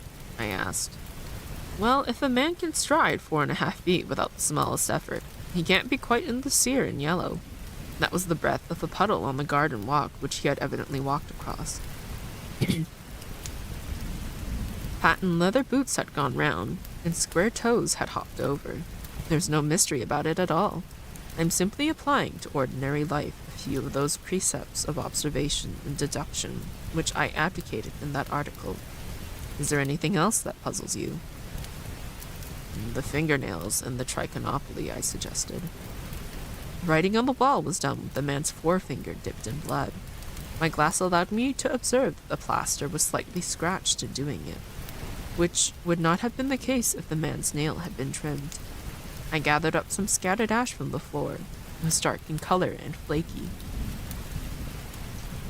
Such an ash as is only made by a trichinopoly. I have made a special study of cigar ashes. In fact, I have written a monograph upon the subject. I flatter myself that I can distinguish at a glance the ash of any known brand, either of cigar or of tobacco. It is just in such details that the skilled detective differs from the Gregson and Lestrade type. And the florid face? I asked. Aha, that was a more daring shot, though I have no doubt that I was right. You must not ask me that at the present state of the affair. I passed my hand over my brow. My head is in a whirl, I remarked. The more one thinks of it, the more mysterious it grows. How come these two men, if there were two men, into an empty house? Oh, how came these two men, if there were two men, into an empty house? What has become of the cabman who drove them? How could one man compel another to take poison? Where did the blood come from? What was the object of the murderer, since robbery had no part in it? How came the woman's ring there? Above all, why should the second man write up the German word Reich before decamping? I confess that I cannot see any possible way of reconciling all these facts. My companion smiled approvingly. You sum up the difficulties of this situation succinctly and well, he said. There is much that is still obscure, though I have quite made up my mind on the main facts. As to poor Lestrade's discovery, it was simply a blind intended to put the police upon the wrong track. By suggesting socialism in secret societies, it was not done by a German. By suggesting socialism in secret societies. It was not done by a German. The A, if you noticed, was printed somewhat after the German fashion. Now, a real German invariably prints in the Latin character, so that we may safely say that this was not written by one, but by a clumsy imitator who overdid his part. It was simply a ruse to divert inquiry into a wrong channel. I'm not going to tell you much more of the case, Doctor. You know, a conjurer gets no credit when once he has explained his trick. And if I show you too much of my method of working, you will come to the conclusion that I'm a very ordinary individual after all. I shall never do that, I answered. You have brought detection to near an exact science as it ever will be brought into this world. My companion flushed up with pleasure at my words, and the earnest way in which I uttered them. I had already observed that he was as sensitive to flattery on the score of his art as any girl could be of her beauty. I'll tell you one other thing, he said. Patent Leathers and Square Toes came in the same cab, and they walked down the pathway together as friendly as possible, arm in arm in all probability. When they got inside, they walked up and down the room, or rather, Patent Leather stood still while Square Toes walked up and down. I could read all that in the dust, and I could read that as he walked, he grew more and more excited. That is shown by the increased length of his strides. He was talking all the while and working himself up, no doubt, into a fury. Then the tragedy occurred. I have told you all I know myself now, though the rest is mere surmise and conjecture. We have a good working basis, however, on which to start. We must hurry up, for I want to go to Hall's concert to hear Norman Neruda this afternoon. This conversation had occurred while our cab had been threading its way through a long succession of dingy streets and dreary byways. In the dingiest and dreariest of them, our driver suddenly came to a stand. That's Audley Court in there, he said, pointing to a narrow slit in the line of dead-colored brick. You'll find me here when you come back. Audley Court was not an attractive locality. The narrow passage led us into a quadrangle paved with flags and lined by sordid dwellings. We picked our way among groups of dirty children, and through lines of discolored linen, until we came to number 46, the door of which was decorated with a small slip of brass on which the name Rance was engraved. On inquiry, we found that the constable was in bed, and we were shown into a little front parlor to await his coming. He appeared presently, looking a little irritable at being disturbed in his slumbers. I made my report at the office, he said. Holmes took a half sovereign from his pocket and played with it pensively. We thought that we should like to hear it all from your own lips, he said. I shall be most happy to tell you anything I can, the constable answered, with his eyes upon the little golden disc. Just let us hear it all in your own way as it occurred. Grant sat down on the horsehair sofa and knitted his brows, as though determined not to omit anything in his narrative. I'll tell it ye from the beginning, he said. My time is from 10 at night to 6 in the morning. At 11 there was a fight at the White Hart, but bar that, all was quiet enough on the beat. At 1 o'clock it began to rain, and I met Harry Murcher, him who has the Holland Grove beat, and we stood together at the corner of Henrietta Street, a-talking. Presently, maybe about 2 or a little after, I thought I would take a look round and see that all was right down the Brixton Road. It was precious dirty and lonely. Not a soul did I meet all the way down, though a cab or two went past me. I was a-strolling down, thinking between ourselves how uncommon handy a four of gin hot would be, when suddenly the glint of a light caught my eye in the window of the same house. Now I knew that them 2 houses in Lawrencetown Gardens was empty, on account of him that owns them who won't have the drains see to, though the very last tenant what lived in one of them died of typhoid fever. I was knocked all in a heap, therefore, at seeing a light in the window, and I suspected something was wrong. When I got to the door, you stopped and then walked back to the garden gate, my companion interrupted. What did you do that for? Rance gave a violent jump and stared at Sherlock Holmes with the utmost amazement upon his features. Why, that's true, sir, he said. Though how come you know it, heaven only knows. You see, when I got up to the door, it was so still and so lonesome that I thought I'd be none the worse for someone with me. I ain't afeard of anything on this side of the grave, but I thought that maybe it was him that died of the typhoid inspecting the drains that killed him.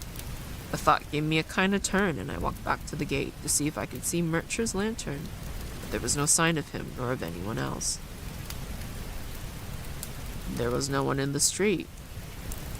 Not a living soul, sir, nor as much as a dog. Then I pulled myself together and went back and pushed the door open. All was quiet inside, so I went into the room where the light was a-burning. There was a candle flickering on the mantelpiece, a red wax one, and by its light I saw... Yes, I know all that you saw. You walked round the room several times and you knelt down by the body, and then you walked through and tried the kitchen door, and... John Rance sprang to his feet with a frightened face and suspicion in his eyes. Where was you hid to see all that? He cried. It seems to me that you knows a deal more than you should. Holmes laughed and threw his card across the table to the constable. Don't get arresting me for the murder, he said. I am one of the hounds and not the wolf. Mr. Gregson or Mr. Lestrade will answer for that. Go on, though. What did you do next? Rance resumed his seat, without, however, losing his mystified expression. I went back to the gate and sounded my whistle. That brought Murcher and 2 more to the spot. Was the street empty then? Well, it was, as far as anybody that could be of any good goes. What do you mean? The constable's features broadened into a grin. I've seen many a drunk chap in my time, he said, but never anyone so crying drunk as that cove. He was at the gate when I came out, leaning up agin the railings and a-singing at the pitch of his lungs about Columbine's newfangled banner, or some such stuff. He couldn't stand far less help. What sort of a man was he? Asked Sherlock Holmes. John Rance appeared to be somewhat irritated at this digression. He was an uncommon drunk sort of man, he said. He'd found hisself in the station if we hadn't been so took up. His face, his dress, didn't you notice them? Holmes broke in impatiently. I should think I did notice them, seeing that I had to prop him up. Me and Murcher between us. He was a long chap, with a red face, and the lower part muffled round. That will do, cried Holmes. What became of him? We'd enough to do without looking after him, the policeman said in an aggrieved voice. I'll wager he found his way home all right. How was he dressed? a brown overcoat. Had he a whip in his hand? A whip? No. He must have left it behind, muttered my companion. You didn't notice? You didn't happen to see or hear a cab after that? No. There's a half-sovereign for you, my companion said, standing up and taking his hat. I'm afraid, Rance, that you will never rise in the force, and that head of yours should be for use as well as ornament. You might have gained your sergeant's stripes last night. The man whom you held in your hands is the man who holds the clue of this mystery, and whom we are seeking. There's no use arguing about it now. I tell you that it is so. Come along, Doctor. We started off for the cab together, leaving our informant incredulous, but obviously uncomfortable. A blundering fool, Holmes said bitterly as we drove back to our lodgings. Just to think of his having such an incomparable bit of good luck and not taking advantage of it. I'm rather in the dark still. It is true that the description of this man tallies with your idea of the second party in this mystery. But why should he come back to the house after leaving it? That is not the way of criminals. The ring, man. The ring. That was what he came back for. If we have no other way of catching him, we can always bait our line with the ring. I shall have him, Doctor. I'll lay you 2 to 1 that I have him. I must thank you for it all. I might not have gone but for you, and so have missed the finest study I ever came across. A study in Scarlet, eh? Why shouldn't we use a little art of... Why shouldn't we use a little art jargon? That's the scarlet thread of murder running through the colorless skein of life, and our duty is to unravel it, and isolate it, and expose every inch of it. And now for lunch, and then for Norman Neruda. Her attack and her bowing are splendid. What's that little thing of Chopin's she plays so magnificently? Tra-la-la-lira-lira-lay. Leaning back in the cab, the amateur bloodhound caroled away like a lark while I meditated upon the many-sidedness of the human mind.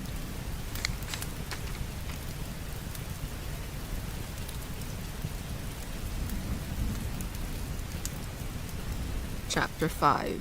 Our advertisement brings a visitor. Our morning's exertions had been too much for my weak health, and I was tired out in the afternoon. After Holmes's departure for the concert, I lay down upon the sofa and endeavored to get a couple of hours' sleep. It was a useless attempt. My mind had been too much excited by all that had occurred, and the strangest fancies and surmises crowded into it. Every time that I closed my eyes, I saw before me the distorted, baboon-like countenance of the murdered man. So sinister was that impression which that face had produced upon me that I found it difficult to feel anything but gratitude for him who had removed its owner from the world. If ever human features bespoke vice of the most malignant type, they were certainly those of Enoch J. Drebber of Cleveland. Still, I recognized that justice must be done, and that the depravity of the victim was no condonement in the eyes of the law. The more I thought of it, the more extraordinary did my companion's hypothesis that the man had been poisoned appear. I remembered how he had sniffed his lips, and had no doubt that he had detected something, which had given rise to the idea. Then again, if not poisoned, what had caused the man's death, since there was neither wound nor marks of strangulation. But on the other hand, whose blood was that which lay so thickly upon the floor? There was no signs of a struggle, nor had the victim any weapon with which he might have wounded an antagonist. As long as all those questions were unsolved, I felt that sleep would be no easy matter, either for Holmes or myself. His quiet, self-confident manner convinced me that he had already formed a theory which explained all the facts, though what it was I could not for an instant conjecture. It was very late in returning, so late that I knew that the concert could not have detained him all the time. Dinner was on the table before he appeared. It was magnificent, he said as he took his seat. Do you remember what Darwin says about music? He claims that the power of producing and appreciating it existed among the human race long before the power of speech was arrived at. Perhaps that is why we are so subtly influenced by it. There are vague memories in our souls of those misty centuries when the world was in its childhood. And that's a rather broad idea, I remarked. One's idea must be as broad as nature if there if they are to interpret nature, he answered. What's the matter? You're not looking quite yourself. This Brixton Road affair has upset you. To tell the truth, it has, I said. I ought to be more case-hardened after my Afghan experience. I saw my own comrades hacked to pieces at my wound without losing my nerve. I can understand. There is a mystery about this which stimulates the imagination. When there is no imagination, there is no horror. Have you seen the evening paper? No. It gives a fairly good account of the affair. It does not mention the fact that when the man was raised up, a woman's wedding ring fell upon the floor. It is just as well it does not. Why? Look at this advertisement, he answered. I had one sent to every paper this morning, immediately after the affair. He threw the paper across to me, and I glanced at the place indicated. It was the first announcement in the found column. In Brixton Road this morning, it ran. A plain gold wedding ring found in the roadway between the White Hart Tavern and Holland Grove. Apply Dr. Watson, 221B Baker Street, between 8 and 9 this evening. Excuse my using your name, he said. If I'd used my own, some of those dunderheads would recognize it and want to meddle in the affair. That is all right, I answered. But supposing anyone applies, I have no ring. Oh, yes, you have, said he, handing me one. This will do very well. It is almost a fastenal. And who do you expect will answer this advertisement? Why, the man in the brown coat, our florid friend with the square toes. If he does not come himself, he will send an accomplice. We need not consider it too dangerous. Not at all. If my view of the case is correct, and I have every reason to believe that it is, this man would rather risk anything than lose the ring. According to my notion, he dropped it while stooping over Drebber's body, and did not miss it at the time. After leaving the house, he discovered his loss and hurried back, but found the police already in possession, owing to his own folly in leaving the candle burning. He had to pretend to be drunk in order to allay the suspicions which might have been aroused by his appearance at the gate. Now put yourself in that man's place. On thinking the matter over, it must have occurred to him that it was possible that he had lost the ring in the road after leaving the house. What would he do then? He would eagerly look, of course. He would eagerly look out for the evening papers in the hopes of seeing it among the articles found. His eye, of course, would light upon this. He would be overjoyed. Why should he fear a trap? There would be no reason, in his eyes, why the finding of the ring should be connected with the murder. He would come. He will come. You shall see him within an hour. And then? I asked. Oh, you can leave me to deal with him then. Have you seen my arms? I have my old service revolver and a few cartridges. You had better clean it and load it. He will be a desperate man, and though I shall take him unawares, it is as well to be ready for anything. I went to my bedroom and followed his advice. When I returned with the pistol, the table had been cleared, and Holmes was engaged in his favorite occupation of scraping upon his violin.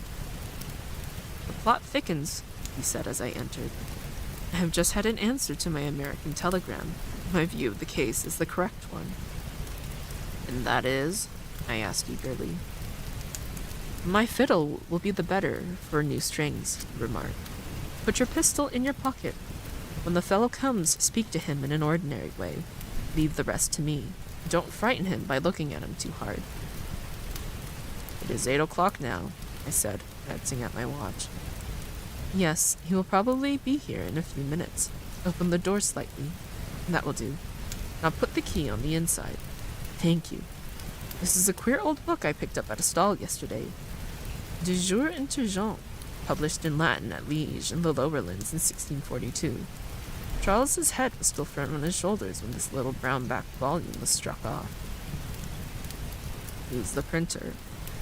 Philip de Croix, whoever he may have been. On the flyleaf, in very faded ink, is written, Ex Libris Guillaume White. I wonder who William White was. Some pragmatical 17th century lawyer, I suppose. His writing has a legal twist about it. Becomes our man, I think. As he spoke, there was a sharp ring at the bell. Sherlock Holmes rose swiftly and moved his chair in the direction of the door. He heard the servant pass along the hall, and the sharp click of the latch as she opened it. "Does Dr. Watson live here?" asked a clear but rather harsh voice.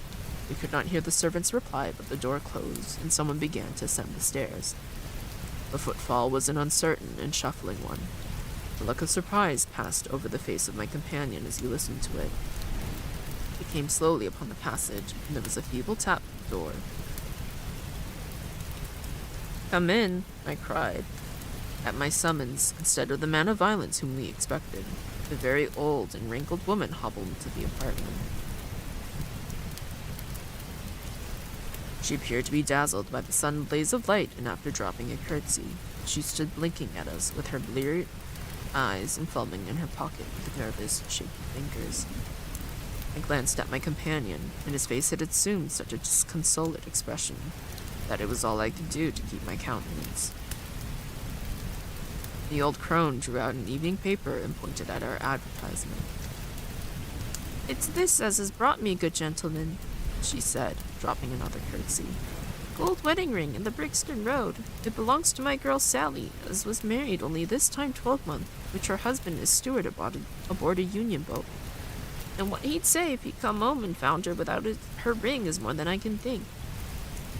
He being short enough at the best of times, but more especially when he has the drink. If it please you, she went to the circus last night along with—" "Is that her ring?" I asked. "The Lord be thanked," cried the old woman. "Sally will be a glad woman that night. That's the ring." "And what may your address be?" I inquired, picking up a pencil. 13 Duncan Street, Houndsditch, a weary way from here." "The Brixton Road does not lie between any circus and Houndsditch," said Sherlock Holmes sharply.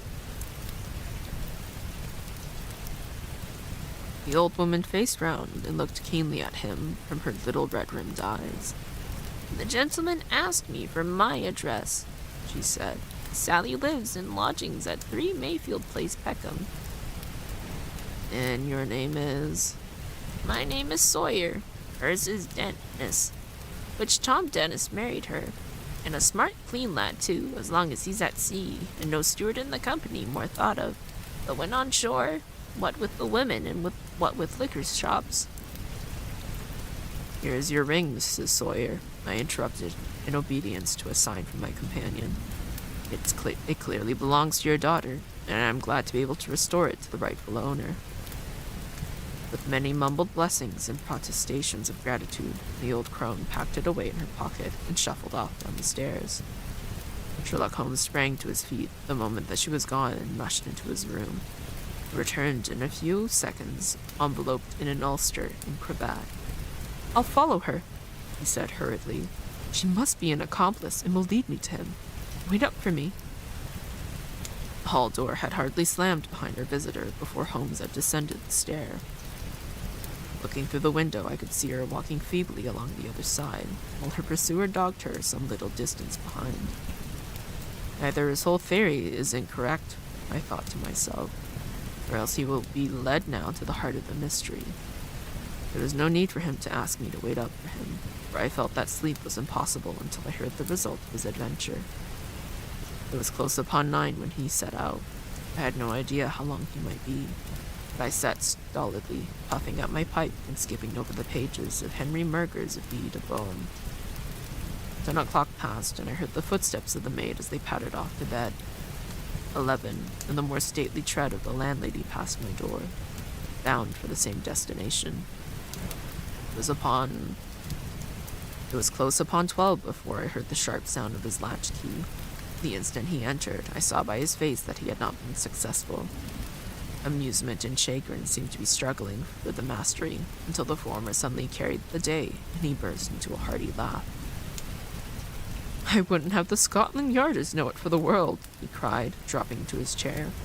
"I've chafed them so much that they would never let me hear the end of it. I can afford to laugh because I know that I will be even with them in the long run." "What is it, then?" I asked. "Oh, I don't mind telling a story against myself. And that creature had gone a little way when she began to limp and show every sign of being footsore. Presently, she came to a halt and hailed a four-wheeler which was passing. I managed to be close to her so as to hear the address, but I need not have been so anxious, for she sang it out loud enough to be heard at the other side of the street. "Drive to 13 Duncan Street, Houndsditch," she cried. This begins to look genuine, I thought, and having seen her safely inside, I perched myself behind. That's an art which every detective should be an expert at. Well, away we rattled and never drew rein until we reached the street in question. I hopped off before we came to the door and strolled down the street in an easy lounging way. I saw the cab pull up.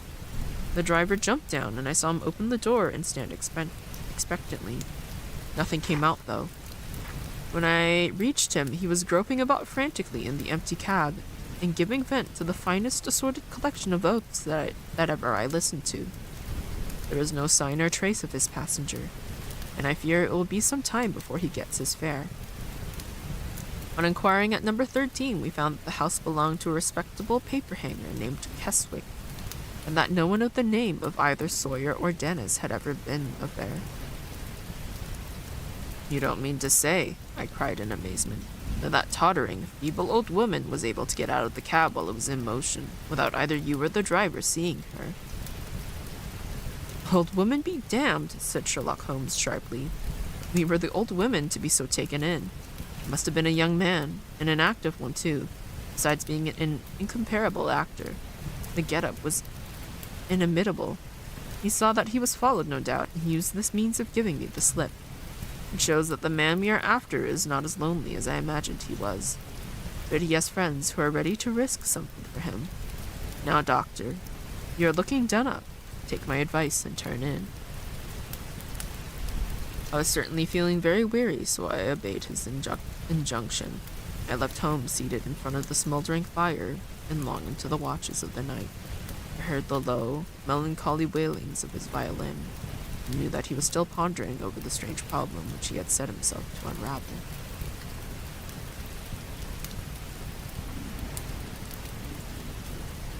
I think we are like 3/4 of the way through. I'm gonna try to finish this in one sitting, but we'll have to see. I can feel my voice giving way a little bit.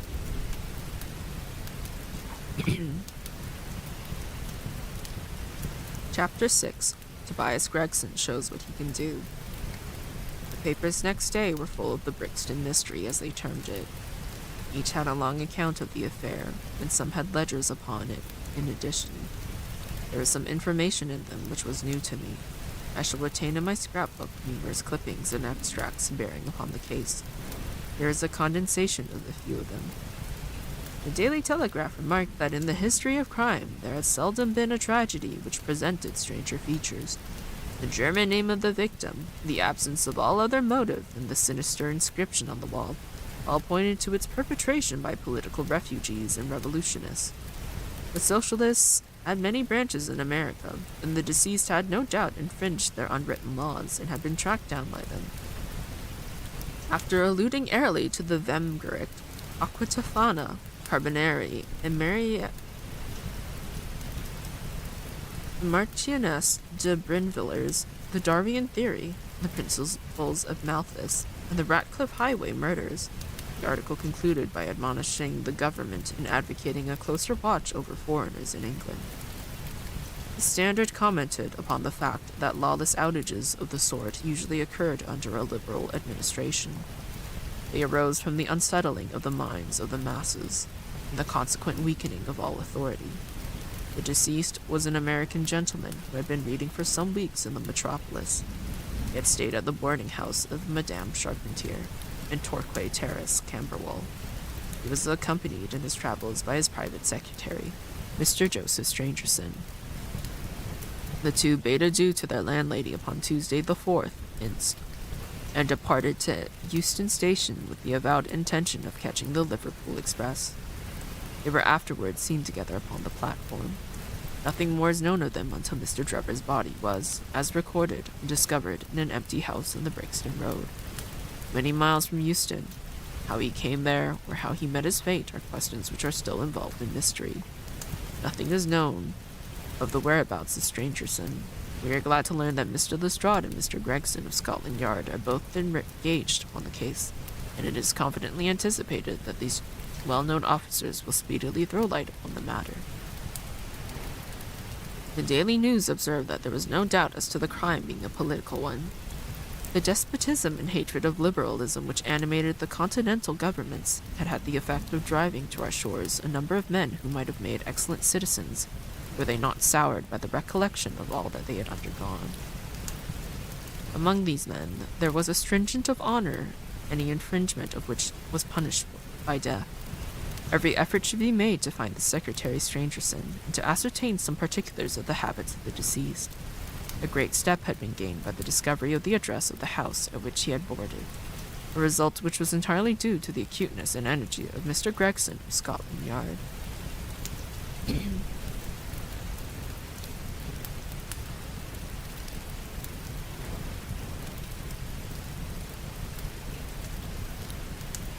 Sherlock Holmes and I read these notices over at breakfast, and they appeared to afford him considerable amusement. Okay, let's get started on Twitch. I'm gonna use this as a break. Probably go get a snack. I will be back.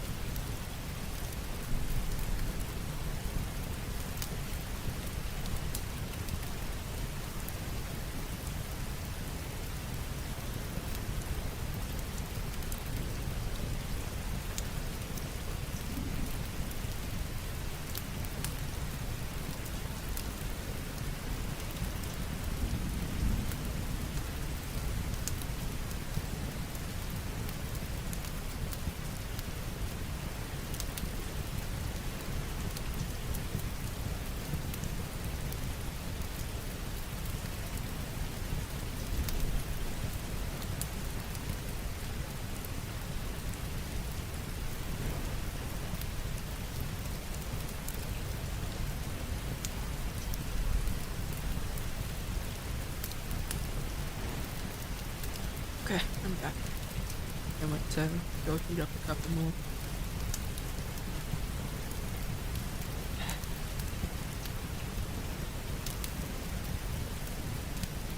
Where were we?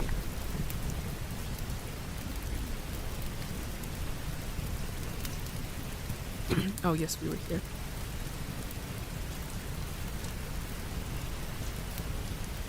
Sherlock Holmes and I read these notices over together at breakfast, and they appeared to afford him considerable amusement. I told you that whatever happened, Lestrade and Gregson would be sure to score. And that depends on how it turns out.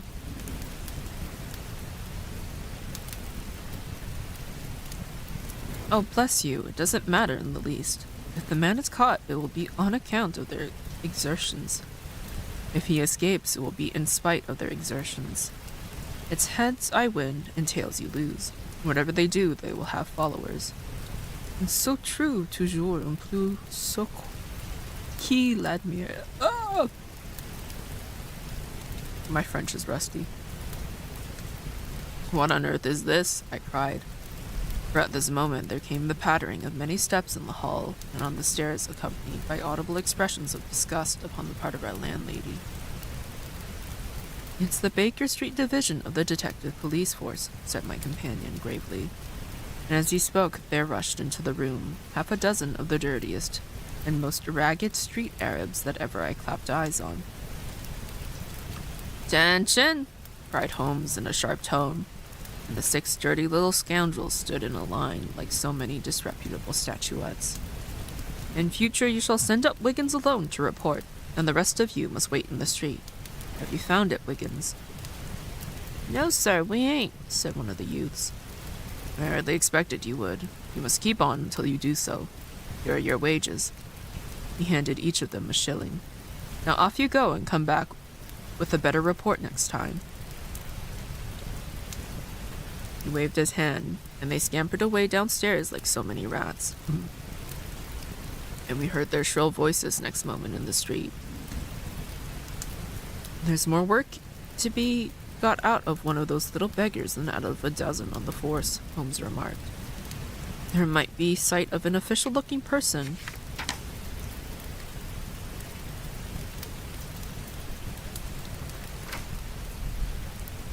The mere sight of an official-looking person seals men's lips.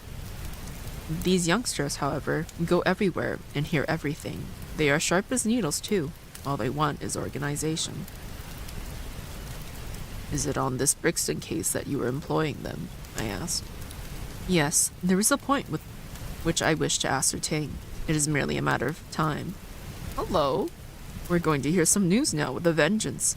Here's Gregson coming down the road with beatitude written upon every feature of his face. Bound for us, I know. Yes, he's stopping. There he is." There was a violent peal at the bell, and in a few seconds the fair-haired detective came up the stairs. 3 steps at once and burst into our sitting room. "My dear fellow," he cried, wringing Holmes's unresponsive hand. "Congratulate me. I have made the whole thing as clear as day." A shade of anxiety seemed to me to cross my companion's expressive face. "Do you mean that you're on the right track?" he asked. "The right track? Why, sir, we have the man under lock and key." "And his name is?" "Arthur Charpentier, a sub-lieutenant in Her Majesty's Navy," cried Gregson pompously, rubbing his fat hands and inflating his chest. Sherlock Holmes gave a sigh of relief and relaxed into a smile. "Take a seat and try one of these cigars," he said. "We're anxious to know how you managed it. Will you have some whiskey and water?" "Don't mind if I do," the detective answered. "The tremendous exertions which I have gone through during the day or two have worn me out. Not so much bodily exertion, you must understand, as the strain upon the mind. You'll appreciate that, Mr. Holmes, for we are both brain workers." "You do me too much honor," said Holmes gravely. "Let us hear how you arrived at this most gratifying result." The detective seated himself in the armchair and puffed complacently at his cigar. Then suddenly he slapped his thigh in a paroxysm of amusement. The fun of it is, he cried, that fool Lestrade, who thinks himself so smart, has gone off upon the wrong track altogether. He is after the secretary Strangerson, who had no more to do with the crime than the babe unborn. I have no doubt that he has caught him by this time. The idea tickled Gregson so much that he laughed until he choked. And how did you get your clue? I'll tell you all about it. Of course, Dr. Watson, this is strictly between ourselves. The first difficulty which we had to contend with was the finding of this American's antecedents. Antecedents? I don't know. Some people would have waited until their advertisements were answered, or until parties came forward and volunteered information. That is not Tobias Gregson's way of going to work. You remember the hat beside the dead man? Yes, said Holmes. My John Underwood and Sons, 129 Camberwell Road. Gregson looked quite crestfallen. I had no idea that you noticed that, he said. Have you been there? No. Ha! Cried Gregson in a relieved voice. You should never neglect a chance, however small it may seem. To a great mind, nothing is little, remarked Holmes sententiously. Well, I went to Underwood and asked him if he had sold a hat of that size and description. He looked over his books and came on it at once. He had sent the hat to a Mr. Drebber residing at Charpentier's boarding establishment, Torquay Terrace. Thus, I got at his address.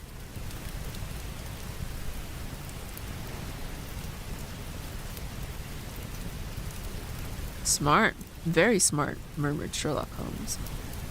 I next called upon Madame Charpentier, continued the detective. I found her very pale and distressed. Her daughter was in the room too. An uncommonly fine girl she is.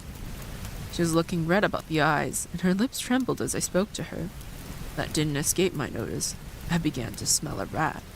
You know the feeling, Mr. Sherlock Holmes, when you come upon the right scent? A kind of thrill in your nerves. Have you ever heard of the mysterious death of your late boarder, Mr. Enoch J. Drebber of Cleveland? I asked. The mother nodded. She didn't seem to be able to get out a word. The daughter burst into tears. I felt more than ever that these people knew something of the matter. At what o'clock did Mr. Drebber leave your house for the train? I asked. At 8 o'clock, she said, gulping in her throat to keep down her agitation. His secretary, Mr. Strangen, said there were 2 trains, one at 9:15 and one at 11. He was to catch the first. And was that the last which you saw of him? A terrible change came over the woman's face as I asked the question. Her features turned perfectly livid. It was some seconds before she could get out the single word, yes, and when it did come, it was in a husky, unnatural tone. There was silence for a moment, and then the daughter spoke in a calm, clear voice. No good can ever come of falsehood, mother, she said. Let us be frank with this gentleman. We did see Mr. Drebber again. God forgive you, cried Madame Charpentier, throwing up her hands and sinking back in her chair. You have murdered your brother. Arthur would rather that we spoke the truth, the girl answered firmly. You had best tell me all about it now, I said. Half confidences are worse than none. Besides, you do not know how much we know of it. On your head be it, Alice, cried her mother, and thus turning to me. I will tell you all, sir. Do not imagine that my agitation on behalf of my son arises from any fear lest he should have had a hand in this terrible affair. He is utterly innocent of it. My dread is, however, that in your eyes and in the eyes of others he may appear to be compromised. That, however, is surely impossible. His high character, his profession, his antecedents would all forbid it. Your best way is to make a clean breast of the facts, I answered. Depend upon it, that if your son is innocent, he will be none the worse. Perhaps, Alice, you had better leave us together, she said, and her daughter withdrew. Now, sir, she continued, I had no intention of telling you all this.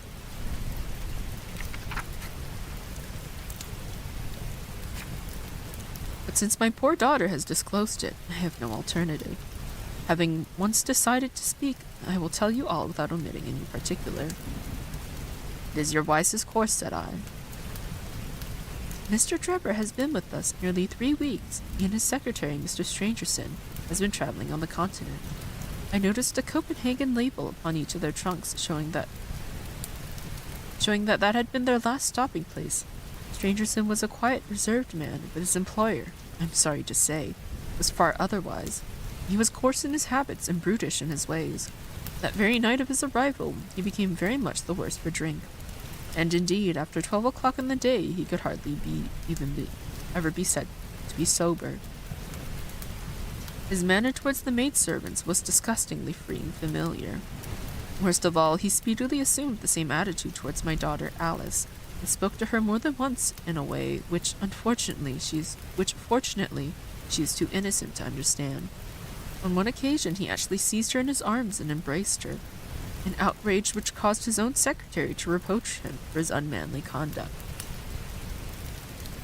But why did you stand all this? I asked. I suppose that you can get rid of your boarders when you wish. Mrs. Charpentier blushed at my pertinent question. Would to God that I had given him notice on the very day that he came, she said, but it was a sore temptation. They were paying £1 a day each, £14 a week, and this is the slack season. I'm a widow, and my boy in the Navy has cost me much. I grudged to lose the money. I acted for the best. This last was too much, however, and I gave him notice to leave on account of it. That was the reason of his going. Well? My heart grew light when I saw him drive away. My son is on leave just now, but I did not tell him anything of all this, for his temper is violent and he is passionately fond of his sister. When I closed the door behind them, a load seemed to be lifted from my mind. Alas, in less than an hour there was a ring of the bell, and I learned that Mr. Drebber had returned. He was much excited and evidently the worse for drink. He found his way into the room where I was sitting with my daughter, and made some incoherent remark about having missed his train. He then turned to Alice and before my very face proposed to her that she should fly with him. You are of age, he said, and there is no law to stop you. I have money enough and to spare. Never mind the old girl here, but come along with me now straight away. You shall live like a princess. Poor Alice was so frightened that she shrunk away from him, but he caught her by the wrist and endeavored to draw her towards the door. I screamed, and at that moment my son Arthur came into the room. What happened then I did not know. I heard oaths and the confused sounds of a scuffle. I was too terrified to raise my head. When I did look up, I saw Arthur standing in the doorway laughing with a stick in his hand. I don't think that fine fellow will trouble us again, he said. I will just go after him and see what he does with himself. With those words, he took his hat and started off down the street. The next morning we heard of Mr. Drebber's mysterious death. This statement came from Mrs. Charpentier's lips with many gasps and pauses. At times she spoke so low that I could hardly catch the words. I made shorthand notes of all that she said, however, so that there should be no possibility of a mistake. It's quite exciting, said Sherlock Holmes with a yawn. What happened next? When Mrs. Charpentier paused, the detective continued. I saw that the whole case hung upon one point. Fixing her with my eye in a way which I always found effective with women, I asked her at what hour her son returned. I do not know, she answered. Not know? No, he has a latchkey and he let himself in. After you went to bed? Yes. When did you go to bed? About 11. So your son was gone at least 2 hours? Yes. Possibly 4 or 5? Yes. What was he doing during that time? I do not know, she answered, turning white to her very lips. Of course, after that, there was nothing more to be done. I found out where Lieutenant Charpentier was, took 2 officers with me, and arrested him. When I touched him on the shoulder and warned him to come quietly with me, he answered up as bold as brass. I suppose you're arresting me for being concerned in the death of that scoundrel Drebber, he said. We had said nothing to him about it, so that his alluding to it had a most suspicious aspect. Very, said Holmes. He still carried the heavy stick with which the mother described him as having with him when he followed Drebber. It was a stout oak cudgel. What is your theory, then? Well, my theory is that he followed Drebber as far as the Brixton Road, where there a fresh altercation arose between them, in the course of which Drebber received a blow from the stick in the pit of the stomach, perhaps, which killed him without leaving any mark. That night was so wet that no one was about, so Charpentier dragged his body of his victim into the empty house. As to the candle and the blood and the writing on the wall and the ring, it may all be so many tricks to throw the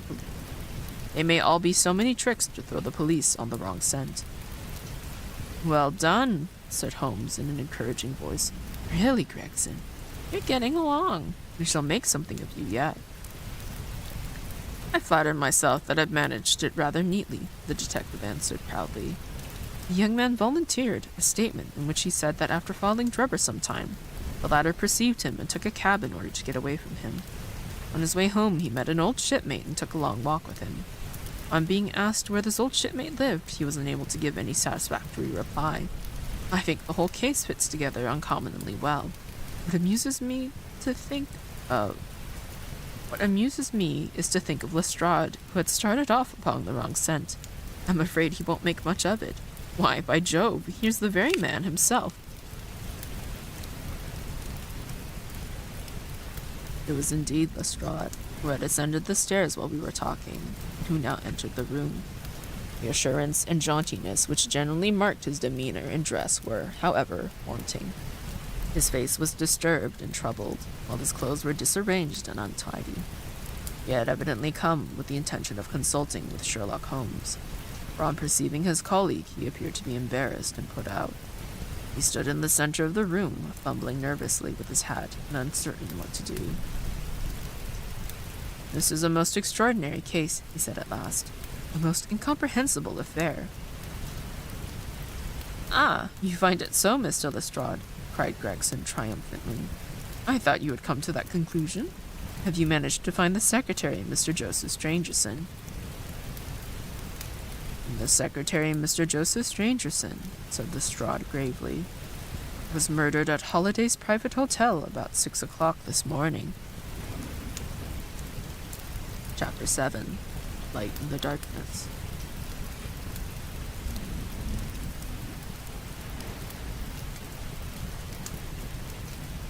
The intelligence with which Lestrade greeted us was so momentous and so unexpected that we were all three fairly dumbfounded. Gregson sprang out of his chair and upset the remainder of his whiskey and water. I stared in silence at Sherlock Holmes, whose lips were compressed and his brows drawn down over his eyes. Stangerson, too, he muttered. The plot thickens. It was quite thick enough before, grumbled Lestrade, taking a chair. I seem to have dropped into a sort of council of war. Are you sure of this piece of intelligence? Stammered Gregson. I have just come from his room, said Lestrade. I was the first to discover what had occurred. We have been hearing Gregson's view of the matter, Holmes observed. Would you mind letting us know what you have seen and done? I have no objection, Lestrade answered, seating himself. I freely confess that I was of the opinion that Stangerson was concerned in the death of Drebber. This fresh development had shown me that I was completely mistaken.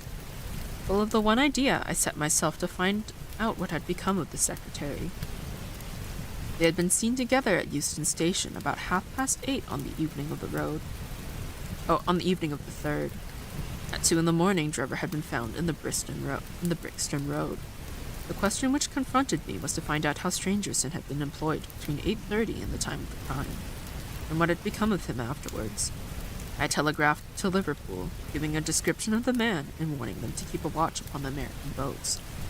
I then set to work calling upon all the hotels and lodging houses in the vicinity of Euston. You see, I argued that if Drebber and his companion had become separated, the natural course for the latter would be to put up somewhere in the vicinity for the night, and then to hang around the station again next morning. They would be likely to agree on some meeting place beforehand, remarked Holmes. So it proved. I spent the whole of yesterday evening in making inquiries entirely without avail. This morning I began very early, and at 8 o'clock I reached Holliday's private hotel in Little George Street. On my inquiry as to whether a Mr. Stangerson was living there, They at once answered me in the affirmative. "No doubt you're the gentleman whom he was expecting," they said. "He has been waiting for a gentleman for 2 days." "Where is he now?" I asked. "He is upstairs in bed. He wished me to be called at 9. "I will go up and see him at once," I said. It seemed to me that my sudden appearance might shake his nerves and lead him to say something unguarded. The boots volunteered to show me the room that was on the second floor. Volunteered to show me the room. It was on the second floor, and there was a small corridor leading up to it. The boots pointed out the door to me, and was about to go downstairs again when I heard something that made me feel sickish. In spite of my 20 years' experience, from under the door there curled a little red ribbon of blood, which had meandered along the passage and formed a little pool along the skirting at the other side. I gave a cry which brought the boots back. He nearly fainted when he saw it. The door was locked on the inside, but we put our shoulders to it and knocked it in. The window of the room was open, and beside the window, all huddled up, lay the body of a man in his nightdress. He was quite dead, and had been for some time, for his limbs were rigid and cold. When we turned him over, the boots recognized him at once as being the same gentleman who had engaged the room under the name of Joseph Stangerson. The cause of death was a deep stab in the left side, which must have penetrated the heart. And now comes the strangest part of the affair. What do you suppose was about the murdered man? I felt a creeping of the flesh, and a presentiment of coming horror even before Sherlock Holmes answered. "The word Reich written in letters of blood," he said. "That was it," said Lestrade, in an awestruck voice, and we were all silent for a while. There was something so methodical and so incomprehensible about the deeds of the unknown assassin that it imparted a fresh ghastliness to his crimes. My nerves, which were steady enough on the field of battle, tingled as I thought of it. "The man was seen," continued Lestrade. "A milk boy passing on his way to the dairy happened to walk down the lane which leads from the mews at the back of the hotel. He noticed that a ladder, which usually lay there, was raised against one of the windows of the second floor, which was wide open.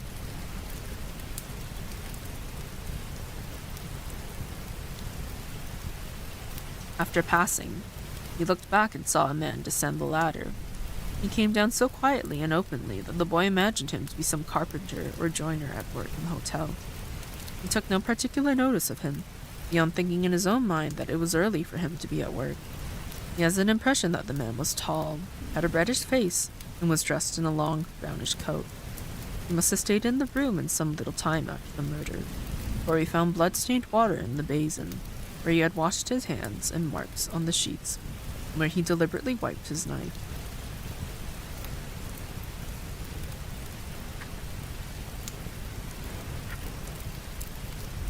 I glanced at Holmes on hearing the description of the murderer, which tallied so exactly with his own. There was, however, no trace of exultation or satisfaction upon his face. "Did you find nothing in the room which could furnish a clue to the murderer?" he asked. "Nothing. Stangerson had Drebber's purse in his pockets, but it seems that this was usual, as he did all the paying. There was 80-odd pounds in it, but nothing had been taken. Whatever the motives of these extraordinary crimes, robbery is certainly not one of them. There were no papers or memoranda in the murdered man's pocket, except a single telegram dated from Cleveland about a month ago, and containing the words J.H. is in Europe. There was no name appended to this message." "And there was nothing else?" Holmes asked. "Nothing of any importance. The man's novel, with which he had read himself to sleep, was lying upon the bed, and his pipe was on a chair beside him. There was a glass of water on the table, and on the windowsill a small chip ointment box containing a couple of pills." Sherlock Holmes sprang from his chair, and with an exclamation of delight, "The last link!" he cried exultantly. "My case is complete." The two detectives stared at him in amazement. "I have now in my hands," my companion said confidently, "all the threads which have formed such a tangle. There are, of course, details to be filled in, but I am as certain of all the main facts, from the time that Drebber parted from Stangerson at the station, up to the discovery of the body of the latter, as I had seen them with my own eyes. I will give you proof of my knowledge Could you lay your hand upon those pills? I have them, said Lestrade, producing a small white box. I took them in the purse and the telegram, intending to have them put in a place of safety at the police station. It was the merest chance my taking these pills, for I am bound to say that I do not attach any importance to them. It was the butler this time, I just know it. Hi, Meximan, how are you doing? Unfortunately, I don't think there's a butler in this story.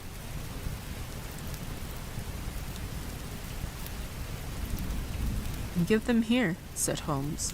Now, doctor, turning to me, are these ordinary pills? They certainly were not. They were of a pearly gray color, small, round, and almost transparent against the light. From their lightness and transparency, I should imagine that they are soluble in water, I remarked. Precisely so, answered Holmes. And would you mind going down and fetching that poor little devil of a terrier which has been bad so long, and which the landlady wanted you to put out of its pain yesterday? I went downstairs and carried the dog upstairs in my arms. Its labored breathing and glazing eyes showed that it was not far from its end. Indeed, its snow-white muzzle proclaimed that it had already exceeded the usual term of canine existence. I placed it upon a cushion on the rug. I will now cut one of these pills in two, said Holmes, and drawing his penknife, he suited the action to the word. One half we return into the box for future purposes.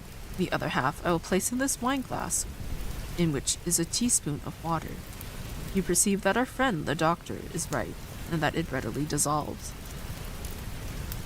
This may be very interesting, said Lestrade, in the injured tone of one who suspects that he's being laughed at. I cannot see, however, what it has to do with the death of Mr. Joseph Stangerson. Patience, my friend, patience. You will find in time that it has everything to do with it. I shall now add a little milk to make the mixture palatable, and on presenting it to the dog we find that he laps it up readily enough. As he spoke, he turned the contents of the wine glass into a saucer, placed it in front of the terrier, who speedily licked it dry. Sherlock Holmes's earnest demeanor had so far convinced us all that we sat in silence, watching the animal intently, and expecting some startling effect. None such appeared. However, the dog continued to lie stretched upon the cushion, breathing in a labored way, but apparently neither the better nor the worse for its draught. Holmes had taken out his watch, and as minute follows minute without result, an expression of the utmost chagrin and disappointment appeared upon his features. He gnawed his lip, and drummed his fingers upon the table, and showed every other symptoms of acute impatience. So great was his emotion that I felt sincerely sorry for him, while the two detectives smiled derisively, by no means displeased at this check which he had met. It can't be a coincidence, he cried, at last, springing from his chair and pacing wildly up and down the room. It is impossible that it should be a mere coincidence. The very pills which I suspected in the case of Drebber are actually found after the death of Stangerson, and yet they are inert. What can it mean? Surely my whole chain of reasoning cannot have been false. It is impossible. And yet this wretched dog is none the worse. Ah, I have it! I have it! With a perfect shriek of delight, he rushed to the box, cut the other pill in two, and dissolved it, added milk, and presented it to the terrier. The unfortunate creature's tongue seemed hardly to have been moistened in it, before it gave a convulsive shiver in every limb, and lay as rigid and lifeless as if it had been struck by lightning. Sherlock Holmes drew a long breath and wiped the perspiration from his forehead. I should have more faith, he said. I ought to know by this time that when a fact appears to be opposed to a long train of deductions, it invariably proves to be capable of bearing some other interpretation. Of the two pills in that box, one was the most deadly poison, and the other was entirely harmless. I ought to have known that before I ever saw the box at all. This last statement appeared to me to be so startling that I could hardly believe that he was in his sober senses. There was the dead dog, however, to prove that his conjecture had been correct. It seemed to me that the mists in my own mind were gradually clearing away, and I began to have a dim, vague perception of the truth. All this seems strange to you, continued Holmes, because you failed at the beginning of the inquiry to grasp the importance of the single real clue which was presented to you. I had the good fortune to seize upon that, and everything which has occurred since has served to confirm my original supposition, and indeed was the logical sequence of it. Hence, things which have perplexed you and made the case more obscure have served to enlighten and to strengthen my conclusions. It is a mistake to confound strangeness with mystery.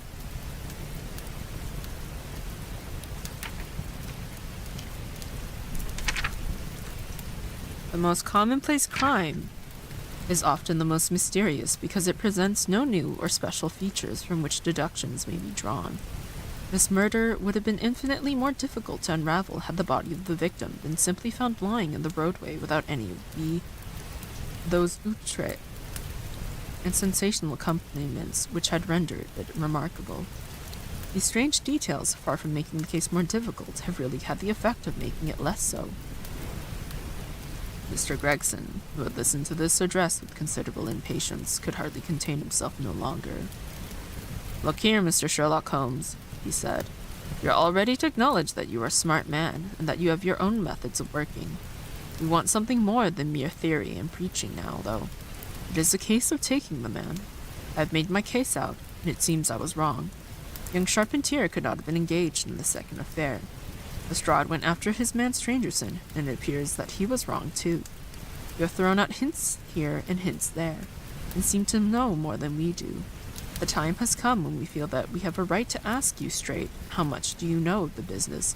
Can you name the man who did it?" "I cannot help feeling that Gregson is right, sir," remarked Lestrade. "We have both tried and we have both failed. You have remarked more than once since I have been in the room that you have all the evidence which you require. Surely you will not withhold it any longer."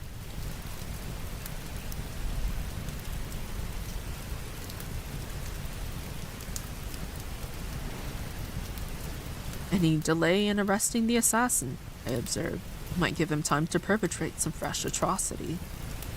Lest passed by us all, Holmes showed signs of irresolution.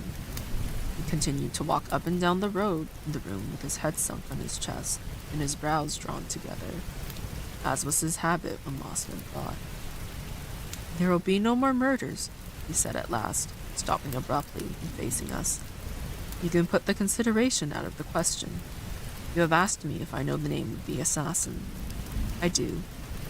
The mere knowing of his name is a small thing, however, compared with the power of laying our hands upon him. This I expect very shortly to do. I have good hopes of managing it through my own arrangements, but it is a thing which needs delicate handling, for we have a shrewd and desperate man to deal with, who is supported, as I have had occasion to prove, by another who is as clever as himself.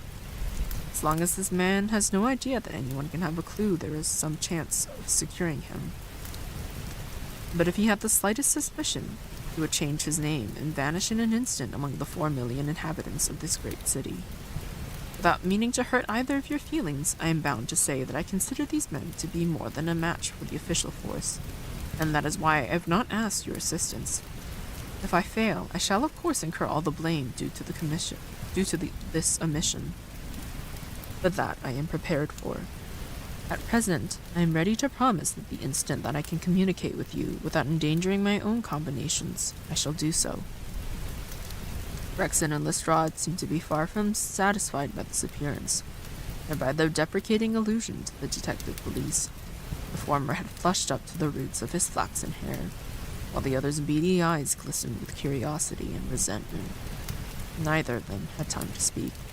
However, before there was a tap at the door and the spokesperson of the street Arabs, young Wiggins introduced his insignificant and unsavory person. "Please, sir," he said, touching his forelock, "I have the cab downstairs." "Good boy," said Holmes blandly. "Why don't you introduce this pattern at Scotland Yard?" He continued, taking a pair of steel handcuffs from a drawer. "See how beautifully the spring works. They fasten in an instant." "The old pattern is good enough," remarked Lestrade, "if we can only find the man to put them on." Very good," said Holmes, smiling. The cabman may as well help me with my boxes, and just ask him to step up, Wiggins. I was surprised to find my companion speaking, as though he were about to set out on a journey, since he had not said anything to me about it. There was a small portmanteau in the room, and this he pulled out and began to strap. He was busily engaged at it when the cabman entered the room. "Just give me a help with this buckle, cabman," he said, kneeling over his task and never turning his head. The fellow came forward with a somewhat sullen, defiant air, and put down his hands to assist. At that instant, there was a sharp click, the jangling of metal, and Sherlock Holmes sprang to his feet again. "Gentlemen," he cried with flashing eyes, "let me introduce you to Mr. Jefferson Hope, the murderer of Enoch Trevor and of Joseph Strangerson."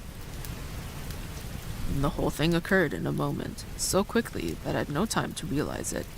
I have a vivid recollection of that instant, of Holmes's triumphant expression, and the ring of his voice, of the cabman's dazed, savage face as he glared at the glittering handcuffs, which had appeared as if by magic upon his wrists. For a second or two, we might have been a group of statues. Then, with an articulate roar of fury, the prisoner wrenched himself free from Holmes's grasp and hurried himself through the window. Woodwork and glass gave way before him, but before he got quite through, Gregson, Lestrade, and Holmes sprang upon him like so many staghounds. He was dragged back into the room, and then commenced a terrific conflict. So powerful and so fierce was he that the four of us were shaken off again and again. He appeared to have the convulsive strength of a man in an epileptic fit. His face and hands were terribly mangled by his passage through the glass, but loss of blood had no effect in diminishing his resistance. It was not until Lestrade succeeded in getting his hand inside his neckcloth and half strangling him that we made him realize that his struggles were of no avail. And even then we felt no security until we had pinioned his feet as well as his hands. That done, we rose to our feet, breathless and panting. "We have his cab," said Sherlock Holmes. "It will serve to take him to Scotland Yard. And now, gentlemen," he continued with a pleasant smile, "we have reached the end of our little mystery. You're very welcome to put any questions that you like to me now, and there is no danger that I will refuse to answer them." So there is actually a part 2. I thought this thing was only like X amount of pages, but it turns out I guess I was reading the index wrong, and that it is actually double the length. So we will leave that there. Part 1 is done. We'll do part 2 maybe next week. I don't know. My voice is kind of dead now, so we've been going at it for almost 3 hours. We will leave that here. I don't know if I'm planning to... I don't know if I'm gonna try to stream twice a week or not. Probably not, depending on how school goes, but we'll see. Most likely not, though.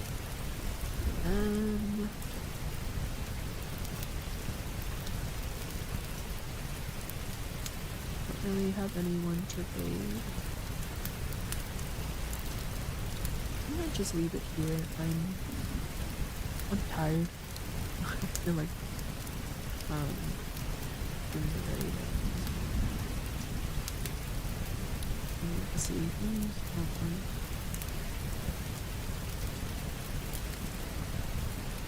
Yeah, no, we'll just leave it here. It's crazy that they made books based on the Robert Downey Jr. movies. Did they? Oh, I haven't heard about that.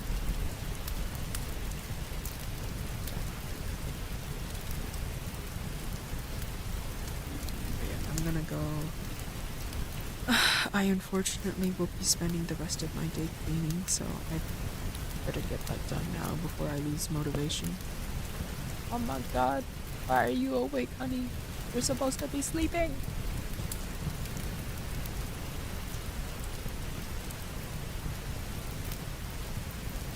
Obviously, I've never read the Sherlock book. They're good books. I like them. I played the games before I read the books, so that's how I got into them. I was asleep. Not anymore, it seems. but I think the copy I have has most of the original series. Most of the important ones, anyway. I think there's like a set of short stories that I'm missing in this copy that people say that if you were to skip anything, just skip that set of short stories. So I think what I have in this book is, I guess, the quintessential. But yeah, I hope you guys enjoy the rest of the weekend. And I will probably gonna see you next week or whenever. Goodbyes. I gotta go vacuum. Maybe I'll walk the dogs. Probably walk the dogs and then I'll go vacuum. Started with the books just on a whim, really. Then I jumped to Agatha Christie. Oh, I love Agatha Christie. I've been meaning to read more of her stuff, more of her books. I've only read And Then There Were None. But I've been meaning to read more, so I'll have to look into that. I think her stuff is also in the public domain if I ever wanted to find something else to read on stream, so, yeah, okay, goodbyes.